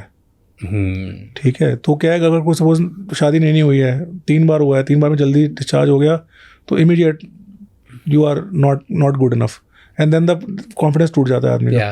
अगर वाइफ अपने हस्बैंड को दे 5-10 बार कि हो जाएगा ठीक, और हो जाता है ठीक, मोस्ट मैन आर ओके, तो चीज़ें बेटर हो जाती है, ठीक है. पर वो टाइम मिल नहीं पाता. और अगर वो 1 नाइट स्टैंड है या कोई टेंडर डेट है, तो उसमें क्या एक्साइटमेंट इतनी हाई होती है कि चीज़ें वैसे ही ख़राब हो जाती है. और फिर वहाँ से दिमाग में आता है कि मुझे ईडी है, मुझे पीएमई है, मुझे ED. And once your confidence broken, then you takes a long time to prepare things. But premature ejaculation पता कैसे चलता है कि है? What is premature ejaculation? तो प्रीमेच्योर एजैकुलेशन की वैसे कैसे होल्ड कर सकता है कोई इंसान टू द पॉइंट वेयर उसकी इच्छा से रिलीज हो, उसके पहले नहीं हो? देखो, that's one of the biggest problem, because a lot of women से कि मैं बस ये चाहती थी कि 30 seconds और you would have lasted, like 1 more minute you would have lasted. मैं हर लेडी ये चाहती है, वो होता नहीं. तो एजैकुलेटरी रिस्पॉन्स समझना पड़ेगा इसके लिए हमें. जैसे मैं बताया था आपको कि सेक्स के 6 पार्ट होते हैं, वैसे एजैकुलेटरी रिस्पॉन्स के 3 पार्ट होते हैं. आप इरेक्ट हो गए, और जब आपने सेक्स करना स्टार्ट किया तो आपका जो पेनिस का टिप है उसमें नर्व्स है, वहाँ से सेंसेशन स्टार्ट होती है. तो नॉर्मली सेंसेशन 2 टाइप की होती है. एक होता है टच, एक होता है वाइब्रेशन, जो मूवमेंट हो रही है. सेंसेशन आती है तो सेंसेशन आपके स्पाइनल कॉर्ड लेवल से ब्रेन पे जाती है. ब्रेन आपका डिसाइड करता है कि आपको कितना प्लेजर आ रहा है, ठीक है. You are enjoying the entire feeling. और finally when the brain thinks कि now it's time to ejaculate, the signal goes back and you discharge. ठीक है. अब होता क्या, मोस्ट मेन में सेंसेशन बहुत ज़्यादा हाई है. अगर तो वो ग्लांस या पेनिस का टिप बहुत सेंसिटिव है, या उनके रिफ्लेक्सेस ब्रेन तक जा ही नहीं रहे, स्पाइनल कॉर्ड लेवल पे काम कर रहे हैं, मतलब वो फुल्ली मेंटली इन्वॉल्व ही नहीं है, ठीक है. माइंड उसका फोकस है कहीं पर और, सिर्फ पेनिस मूवमेंट हो रही है, तो immediately reflexes go back. And then अगर नीचे जो मसल्स है वो होल्ड नहीं कर पा रहे तो एकदम डिस्चार्ज हो जाता है. तो हम पीएमई को 3 पार्ट में डिवाइड करते हैं. एक होता है सीवियर पीएमई. सीवियर पीएमई मतलब कि सेक्स स्टार्ट ही नहीं कर पाता आदमी, किसिंग से डिस्चार्ज हो गया, टच करते डिस्चार्ज हो गया, थोड़ा सा फीमेल पार्टनर को टच किया डिस्चार्ज हो गया, ठीक है. You see so many times, you see movies में कि थोड़ा सा कोई फीमेल है जो थोड़ी सी मिडल एज में है, यंग गाय, जस्ट थोड़ा सा उसको रब किया, डेट को सीवियर पीएमई, मतलब आपको बिल्कुल भी कंट्रोल नहीं है, ठीक है. Something called as moderate. Moderate मतलब कि you are able to penetrate, you are able to enter the female, but you are not able to hold it for more than a few seconds और may be a minute. ठीक है, तो आपने penetration किया, थोड़ा सा movement हुआ और डिस्चार्ज हो गया. और थर्ड होता है माइल्ड PME, जो आप बता रहे हो, जिसमें है कि 30 सेकेंड और हो जाते. तो माइल्ड PME मतलब कि आप सेक्स कर पा रहे हो, हार्डनेस है, सब कुछ है, थोड़ा सा आपको इंप्रूवमेंट करना है. वो कीगल से, मसाज से, ग्लैंड सेंसिटिविटी कम करने से, थोड़ा सा CNS पे फोकस करने से ठीक हो सकता है. मॉडरेट PME मेडिकेशन की रिक्वायरमेंट है.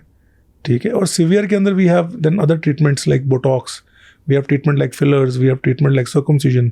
तो सर्जिकल ट्रीटमेंट्स है, और maybe retraining of the focus areas, जिससे पेशेंट ठीक हो सकता है. क्या, और मेडिकेशन के बाद then we have rehab protocols, जैसे PRP है जो बालों में लगता रहा पहले, और PRP पेनिस के लिए भी आता है, उसको P शॉट बोलते हैं. ठीक है, बोटॉक्स है जो लिप्स में जो लोग लगाते हैं रिंकल्स के लिए, और सो मनी बॉलीवुड में लगता है. तो that Botox can be put near the penis also, जिससे आपका रिटेंशन टाइम बढ़ता है, एजैकुलेशन टाइम इम्प्रूव होता है. Yes, so Botox is like a wonderful new therapy which has come in. ठीक है, फिर आपके पास 6 महीने, साल भर, 2 साल में वापस साल बाद कराना पड़ता है. पर ठीक है, साल तक आप एटलीस्ट अच्छा परफॉर्म कर रहे हो, तो you get it done again. And then किसको करवाना चाहिए बोटॉक्स और किसको करवाना चाहिए PRP? तो स्टेप वाइज ट्रीटमेंट है. तो step wise treatment is goal oriented treatment. तो पहले तो हमें समझना है कि पेशेंट को प्रॉब्लम है कितनी. ठीक है, दूसरा है कि वो प्रॉब्लम उसकी मोमेंट्री है, सिर्फ ये नई रिलेशनशिप की वजह से है या एंग्जाइटी की वजह से है, एंड गोल क्या है. तो हो सकता है कि पेशेंट का टाइमिंग ठीक है, मतलब 7 मिनट्स है, 10 मिनट्स है, पर उनके पार्टनर का टाइमिंग बहुत ज़्यादा है, तो no he has to somehow increase it. And the female का टाइमिंग भी कम कर सकते हैं थोड़ा सा, मतलब some women is taking too much time to orgasm, तो वी कैन ऑल्सो ट्राई कि उनका थोड़ा टाइमिंग, तो we can increase from this side and decrease from that side, तो we can reach a commonality. तो वो भी पॉसिबिलिटीज़ है. ठीक है, एंड देन अगर सब कुछ फेल हो जाता है, आज के दिन फॉर एग्जांपल आपने मेडिसिन लगा लिया, इंजेक्शन लगा लिया, आपने थेरेपी कर लिया, आपने एक्सरसाइज करा ली, नहीं हो रहा, नहीं मैनेज हो रहा, तो then we have surgical solutions, जिसके अंदर पेनाइल इम्प्लांट्स होते हैं, जो आजकल नया टेक्नोलॉजी है एयरटेल डिस्फंक्शन के लिए इंडिया में. Penile implants, yes. क्या होता है ये? अगर पेनिस के अंदर ब्लड सप्लाई ख़राब हो गई है, अगर पेनिस के अंदर जो है खून नहीं आ पा रहा है, इरेक्शन नहीं आ पा रहा है, तो हम उसको साफ़ करके उसके अंदर भी मैकेनिकल डिवाइस लगा सकते हैं. तो उससे क्या है कि बाहर सब कुछ सेम रहेगा. जैसे आंखों में लेंस चेंज हुआ तो दिखता तो सेम ही है, क्योंकि लेंस ख़राब हुआ है, आँख नहीं ख़राब हुई है. वैसे ही लिंग ख़राब नहीं हुआ है, जो पेनिस ख़राब नहीं हुआ है. पेनिस में सेंसेशन है, डिस्चार्ज का मैकेनिज्म है, पेनिस में सीमन निकलता है, सेक्स कर सकता है, पर हम उसके अंदर एक मैकेनिकल डिवाइस फिट कर सकते हैं कि जब पेशेंट चाहे तो उसको इरेक्ट कर ले, जब चाहे तो उसको डाउन कर ले. That's called a penile implant. Got it. Okay, I have too many questions based on Google पे जो frequently asked questions है. Okay. I'm gonna go one by one to all of this, right? First is क्या oral sex से cancer हो सकता है? तो oral sex से कैंसर नहीं होता, पर एक वायरस होता है, HPV बोलते हैं उसको, तो that virus can cause cancer long term में. तो रिसेंटली जितने भी ओरल कैंसर्स है वो मोस्टली उस वायरस से ही होते हैं. ठीक है, तो ये वायरस जो है, ये अभी इसकी वैक्सीन आ गई है. अभी तो जितने बच्चे हैं 12 साल से कम को वैक्सीन लग रही है. तो जहाँ तक है 10 years डाउन द लाइन ये सब में वो वायरस नहीं रहेगा, तो ओरल कैंसर का रेट कम हो जाएगा. Okay. पर अगर आप ओरल सेक्स करते हैं तो वो वायरस जा सकता है, उससे कैंसर हो सकता है. Okay, I have a very important question. Circumcision जो होता है उसका कोई बेनिफिट होता है? हाँ, तो सर्कमसिजन ये एक्चुअली कंट्रोवर्शियल टॉपिक है बिकॉज ऑफ आवर कंट्री, जहाँ पर सर्कमसिजन एक हिंदू मुस्लिम डिवाइड है. ठीक है, बट सर्कमसिजन के कुछ बेनिफिट्स है जो है, मतलब उसमें कोई साइंटिफिक कंसेंसस है. पहला, सर्कमसाइज्ड पेनिस में STDs कम होते हैं. तो सर्कमसिजन से क्या होता है कि जो वेटनेस है ग्लैंड्स की ख़त्म हो जाती है, जो एक उसके जो सेल्स है वो थोड़े हार्ड हो जाते हैं, उस कारण से STDs का चांस कम होता है. तो सर्कमसाइज्ड पेनिस में इन्फेक्शंस का रिस्क कम हो जाता है. तो जैसे अफ्रीका में तो एड्स प्रिवेंशन के लिए सर्कमसिजन प्रमोट करते हैं. जो bill and Melinda Gates foundation है, इन लोगों ने एक डिवाइस बनाया सर्कमसिजन का, जिसको शैंग रिंग बोलते हैं, and they distributed free in entire Africa, पूरे अफ्रीका में फ्री दिया है सर्कमसिजन करके उन्होंने एड्स प्रेवलेंस कम करने के लिए. तो सर्कमसाइज्ड मैन में एड्स ट्रांसमिशन कम होता है. ठीक है, जो man who have sex with man, उसके अंदर भी सर्कमसिजन करने से इन्फेक्शन कम होते हैं. एक एडवांटेज सर्कमसिजन का ये है. सेकेंड एडवांटेज सर्कमसिजन का है कि सर्कमसिजन करने के बाद पेनाइल कैंसर नहीं होता. तो जो पेनिस में कैंसर होता है, HPV कैंसर होता है, ये कैंसर की रिस्क खत्म हो जाते हैं. Really? तो सर्कमसाइज मैन में कभी भी पेनिस कैंसर नहीं होता. पेनिस कैंसर सिर्फ नॉन सर्कमसाइज मैन में ही होता है. ठीक है, तीसरा जो एक परसीव्ड बेनिफिट है वो है सर्कमसाइज पेनिस में टाइमिंग या जो स्टिमुलेशन है वो बेटर होती है। थोड़ी सेंसिटिविटी कम होने के कारण इमीडिएट जो डिस्चार्ज होता है, जो एक सेंसेशन है वो इम्प्रूव हो जाती है। तो सर्कमसाइज मेन में टाइमिंग थोड़ा बेटर रहता है, ठीक है। तो ये 3 बेनिफिट्स है सर्कमसिजन के। बट सर्कमसिजन में 2 कॉन्ट्रोवर्सीज है। पहला है पीडियाट्रिक सर्कमसिजन, मतलब बच्चों में सर्कमसिजन करना। तो अभी पूरे वर्ल्ड में कंसेंसस है कि सर्कमसिजन इज़ अ राइट जो बच्चों को देना चाहिए चूज़ करने के लिए उन्हें कब करना है। तो जो पहले जैसे वेस्ट में होता था, यूएस में, ऑस्ट्रेलिया में, जहाँ पर बच्चों से बिना पूछे सर्कमसिजन होता था, वो बंद हो गया है। Now they allow the child to take a decision, inform decision कि करना है नहीं करना। कौन सी एज पे? 12 years 15 years with parents consultation, ठीक है। इस्लाम में अभी भी क्योंकि it is a part of their ritual तो वो होता है। बट इन नॉन इस्लामिक जहाँ पर सिर्फ एस्थेटिक्स के लिए कर रहे थे, वहाँ पर अभी बच्चे को राइट दिया है ओके चूज़ करने का। और दूसरा सर्कमसिजन में कंट्रोवर्सी ये because of Hindu Muslim divide है। एज अ डॉक्टर यू से यू आर प्रमोटिंग सर्कमसिजन, तो I don't promote circumcision. But अगर किसी को सर्कमसिजन की वजह से इन्फेक्शन हो रहा है या स्किन खराब है तो सर्कमसिजन उनका एसटीडी खत्म कर देता है, इन्फेक्शन खत्म कर देता है। Got it. Okay, how to last longer in bed? Give me 3 tips. सो 3 टिप्स में first tip is reduce your anxiety. आप सेक्स एंजॉय कीजिए, टाइमिंग मत करिए। जब आप सेक्स पे Stroke मत count करिए। हाँ, स्ट्रोक मत काउंट करिए। जब आप सेक्स पे फोकस करेंगे और टाइमिंग बढ़ेगा। दूसरा है रेगुलर कीगल एक्सरसाइज से बहुत फ़र्क पड़ता है। कीगल एक्सरसाइज से आपकी होल्डिंग कैपेसिटी, सडन डिस्चार्ज कम होता है। एंड थर्ड है कि जल्दबाजी ना करिए। प्री मेच्योर एजैकुलेशन जल्दबाजी में होता है। जल्दबाजी टाइम कम है, जल्दी हाँ, जल्दबाजी नहीं करनी। आप अपने पार्टनर को पूरा अराउज करिए, टाइम दीजिए। कोई जल्दी नहीं है, कोई ट्रेन नहीं पकड़ रही है। अगर आपको जल्दी है तो करो मत, पोस्टपोन कर दो उसको, ठीक है। ये नहीं करना कि इमीडिएटली बस हमें इंसर्ट करना है और आउट करना है। तो अगर आप टाइम दोगे अपने आप को भी और सामने को भी तो फिर चीज़ें बेटर होगी। ओके, ये जो पॉर्न वेबसाइट्स पे ना एड्स आती हैं 25 डेज़ में आपका पीनस इनलार्ज कर दो, बड़ा कर दो, ये सारी एड्स आती हैं। बहुत सारी पिल्स बेचते हैं, बहुत सारे डिवाइसेस बेचते हैं, बहुत बड़ा मार्केट है इसका। डू यू थिंक कुछ भी वर्क करता है उनमें से? पीनस इनलार्जमेंट थ्रू पेनाइल एनलार्जमेंट, हाँ, तो पेनाइल एनलार्जमेंट एक बहुत कॉम्प्लिकेटेड टॉपिक है जिसको इतना सिंपली एड्रेस नहीं कर सकते। जो बोलते हैं कि 25 दिन में साइज बड़ा करो, ये सब, do you think all of that is true? नहीं, तो कोई भी पेनिस का साइज टैबलेट खा के बड़ा नहीं हो सकता, ठीक है। फर्स्ट थिंग, कोई लोशन, कोई एप्लीकेंट, कोई भी दवाई लगाने से, खाने से पेनिस का साइज नहीं बढ़ सकता। पर पेनिस का साइज नहीं बढ़ सकता ऐसा भी अनट्रू है, ओके ठीक है। तो पेनिस का साइज बढ़ सकता है। पेनिस एनलार्जमेंट एक साइंस है। पेनिस एनलार्जमेंट को प्रॉपर्ली किया जाए तो करेक्टली चोजन पेशेंट्स में पेनिस एनलार्जमेंट पॉसिबल है, ठीक है। अब पेनिस एनलार्जमेंट किस तरीके से होता है? सर्जरी के थ्रू? नहीं, नॉट नेसेसरी सर्जरी। पहला है कि किस एज ग्रुप में पेशेंट आया हुआ है। तो अगर सपोज पेशेंट जो है वो यंग एज ग्रुप में है, अभी फुल्ली मेच्योर नहीं हुआ है, he is 15 years 16 years, still growing age में है, तो बहुत सारे यंग बच्चों में पेनिस ग्रोथ रिस्ट्रिक्टेड होती है, कम होती है, ठीक है, because they are not growing along with their peers या उनके बच्चों के साथ। तो उनके अंदर ट्रैक्शन और DHT इन दोनों के हेल्प से पेनिस में साइज इक्वलाइज कर सकते हैं हम लोग। तो अगर बच्चा ग्रो कर रहा है और पेरेंट्स ने नोटिस किया है कि 2 भाई है, एक भाई का छोटा साइज़ नहीं ग्रो कर रहा है या पीयर ग्रुप में कंपैरेटिवली नहीं ग्रो कर रहा है, तो parents should consult a urologist. Possibility है कि यंग एज में हम लोग हार्मोनल स्टिमुलेशन से साइज़ कैचअप करा सकते हैं। ओके कई बार साइज़ के साथ में टेस्टिस प्रॉब्लम्स भी होती है, ठीक है, जो मिस हो जाती है, जो बाद में मैनेज होती है। तो एडोलेसेंट हेल्थ बोलते हैं ना, एडोलेसेंट हेल्थ चेकअप।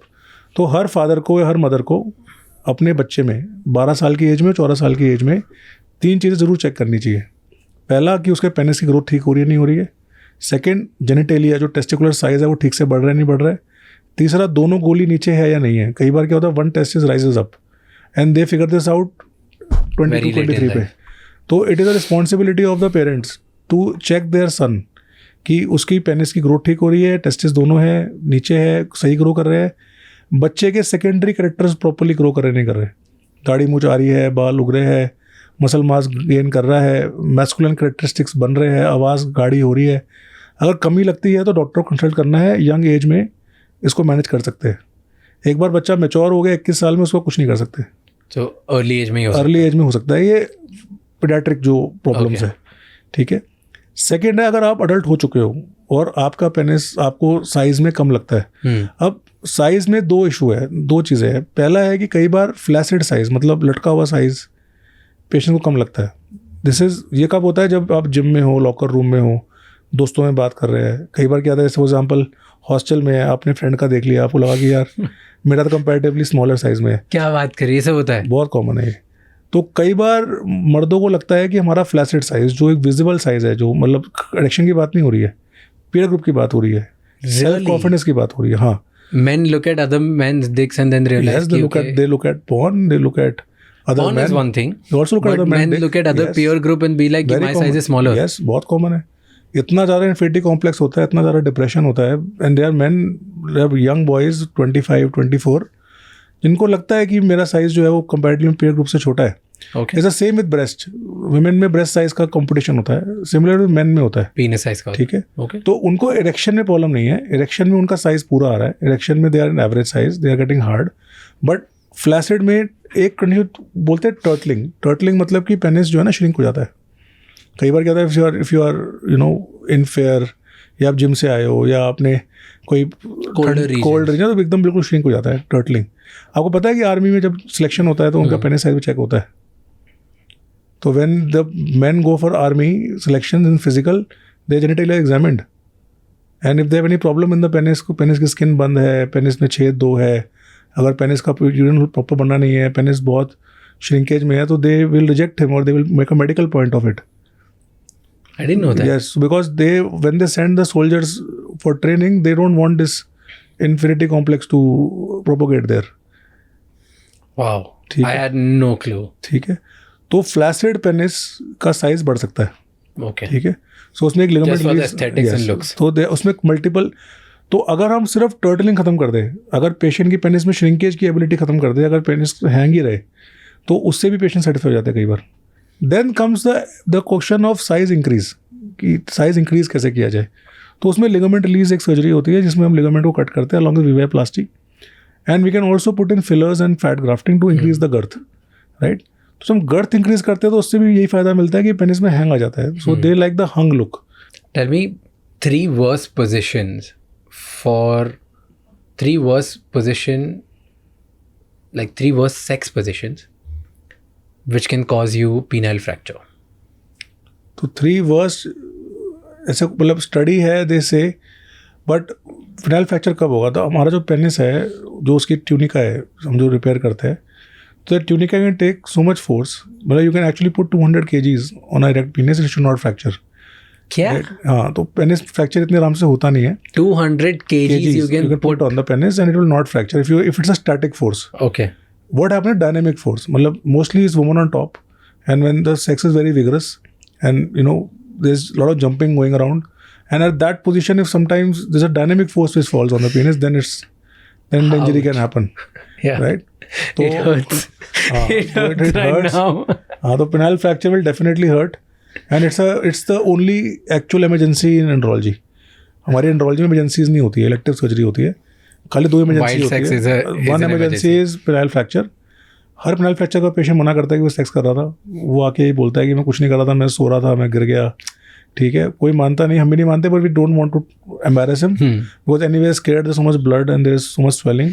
तो we agree whatever is saying and the surge and we have to immediately repair it. Okay. So that is one. तो penile fracture mostly happen through dynamic force. And the second is testicular torsion. Torsion मतलब testis को घूम जाना. तो testis is like a grape, right, there is no support. तो sometimes again in vigorous sex sometimes testis can just rotate and then again it's very painful and then patient को आना पड़ता है और उसको फिर से वापस सीधा करना पड़ता है. कॉमन है, वेरी कॉमन है. तो torsion is again a very common problem. Almost 1 in 100 men will have it in their lifetime. It's the acute emergency and patients will again come pain लेके and then major urologist उसको manage करना पड़ता है. Okay, there was one very weird question that was कि क्या size of underwear से फ़र्क पड़ता है for penis protection? Ideal size of underwear या ideal underwear shape penis protection के लिए? तो पेनिस प्रोटेक्शन के लिए कोई अंडरवेयर शेप नहीं होती है. ये क्वेश्चन यहाँ से आया है कि एक जिम कम्युनिटी में एक है कि लंगोट बांधने से या ज़्यादा टाइट अंडरवेयर पहनने से पेनिस टेढ़ा हो जाता है. तो ऐसा कोई साइंटिफिक बेसिस नहीं है. अगर पेनिस को टेढ़ा होना है तो वो टेढ़ा हो सकता है. तो कर्वेचर, पेनिस कर्वेचर भी कॉमन डिजीज़ है. कई मेन के अंदर पेनिस टेढ़ा होता है. ठीक है, तो इट्स कर्व्ड. तो नॉर्मली 10 to 15 डिग्रीज, मतलब जो नॉर्मल बनाना शेप्ड है, अपवर्ड्स या डाउनवर्ड्स या लेफ्ट टू राइट नॉर्मल है, क्योंकि वो सेक्स में दिक्कत नहीं करता. और कर्वेचर बहुत ज़्यादा भी होता है कई लोगों में, बिल्कुल इट्स ऑलमोस्ट 90 डिग्रीज या it's pointing completely upwards, sex painful है या उसमें कोई इंजरी हुई है, तो वहाँ पर वी नीड्स एक्सपर्ट ओपिनियन, हम हेल्प करते हैं. बट अंडरवेयर पहनने से पेनिस टेढ़ा नहीं होता. अल्कोहल और सिगरेट से फ़र्क पड़ता है सेक्स लाइफ पेनिस हेल्प? तो सिगरेट अल्कोहल दोनों डिफरेंट कैटेगरीज है. वो सिगरेट तो किसी भी हालत में अच्छी चीज़ नहीं है, एज डॉक्टर्स मना ही करते हैं, बिकॉज सिगरेट की 2 प्रॉब्लम्स है. पहला है सिगरेट कॉजेज कैंसर, ये प्रूवन है. सिगरेट इज अ कार्सिनोजन, ठीक है. तो सिगरेट स्मोकिंग से अपनी लाइफ एक्सपेक्टेंसी कम कर रहे हो. सेकेंड है सिगरेट स्मोकिंग से सेक्स और स्पर्म दोनों पे हार्म होता है, ठीक है. पहला जो निकोटिन है, निकोटिन वेजोस्पाज्म करता है. मतलब निकोटिन, जैसे हमें पेनिस को खड़ा करने के लिए ब्लड चाहिए, निकोटिन कॉजेज कंट्रैक्शन, तो निकोटिन की वजह से इरेक्टाइल क्वालिटी खराब होती है. सेकंड है सेम स्पाज्म टेस्टिस में भी होता है, तो टेस्टिस की ब्लड सप्लाई खराब होती है, स्पर्म काउंट डिप होता है. एंड सिगरेट स्मोक में जो आपके टार है और जो स्मोक प्रोडक्ट्स है, वो सब के सब कहीं ना कहीं स्पर्म काउंट को हार्म करते हैं. तो men looking to father children should quit smoking at least till pregnancy is over, जब तक बच्चा ना हो जाए, प्रेगनेंसी ना हो जाए. And alcohol? और अल्कोहल लो डोजेज में, मॉडरेट डोजेज में हेल्पफुल है. हेल्पफुल है, हाँ. और हाई डोजेज में अल्कोहल जो है वो हार्मफुल है, अगर आप सेक्स की बात कर रहे हो. Meaning explain. I am not talking about liver, I am talking about general health. Okay. I am talking about sexual response. अगर आप सेक्स कर रहे हैं और आपने थोड़ा लो क्वांटिटी में अल्कोहल लिया है, तो अल्कोहल के 3 काम होते हैं. 1, इट इज एंग्जोलिटिक, आपकी एंग्जाइटी कम करता है, ठीक है. सेकंड है अल्कोहल इज अ वेजोडाइलेटर.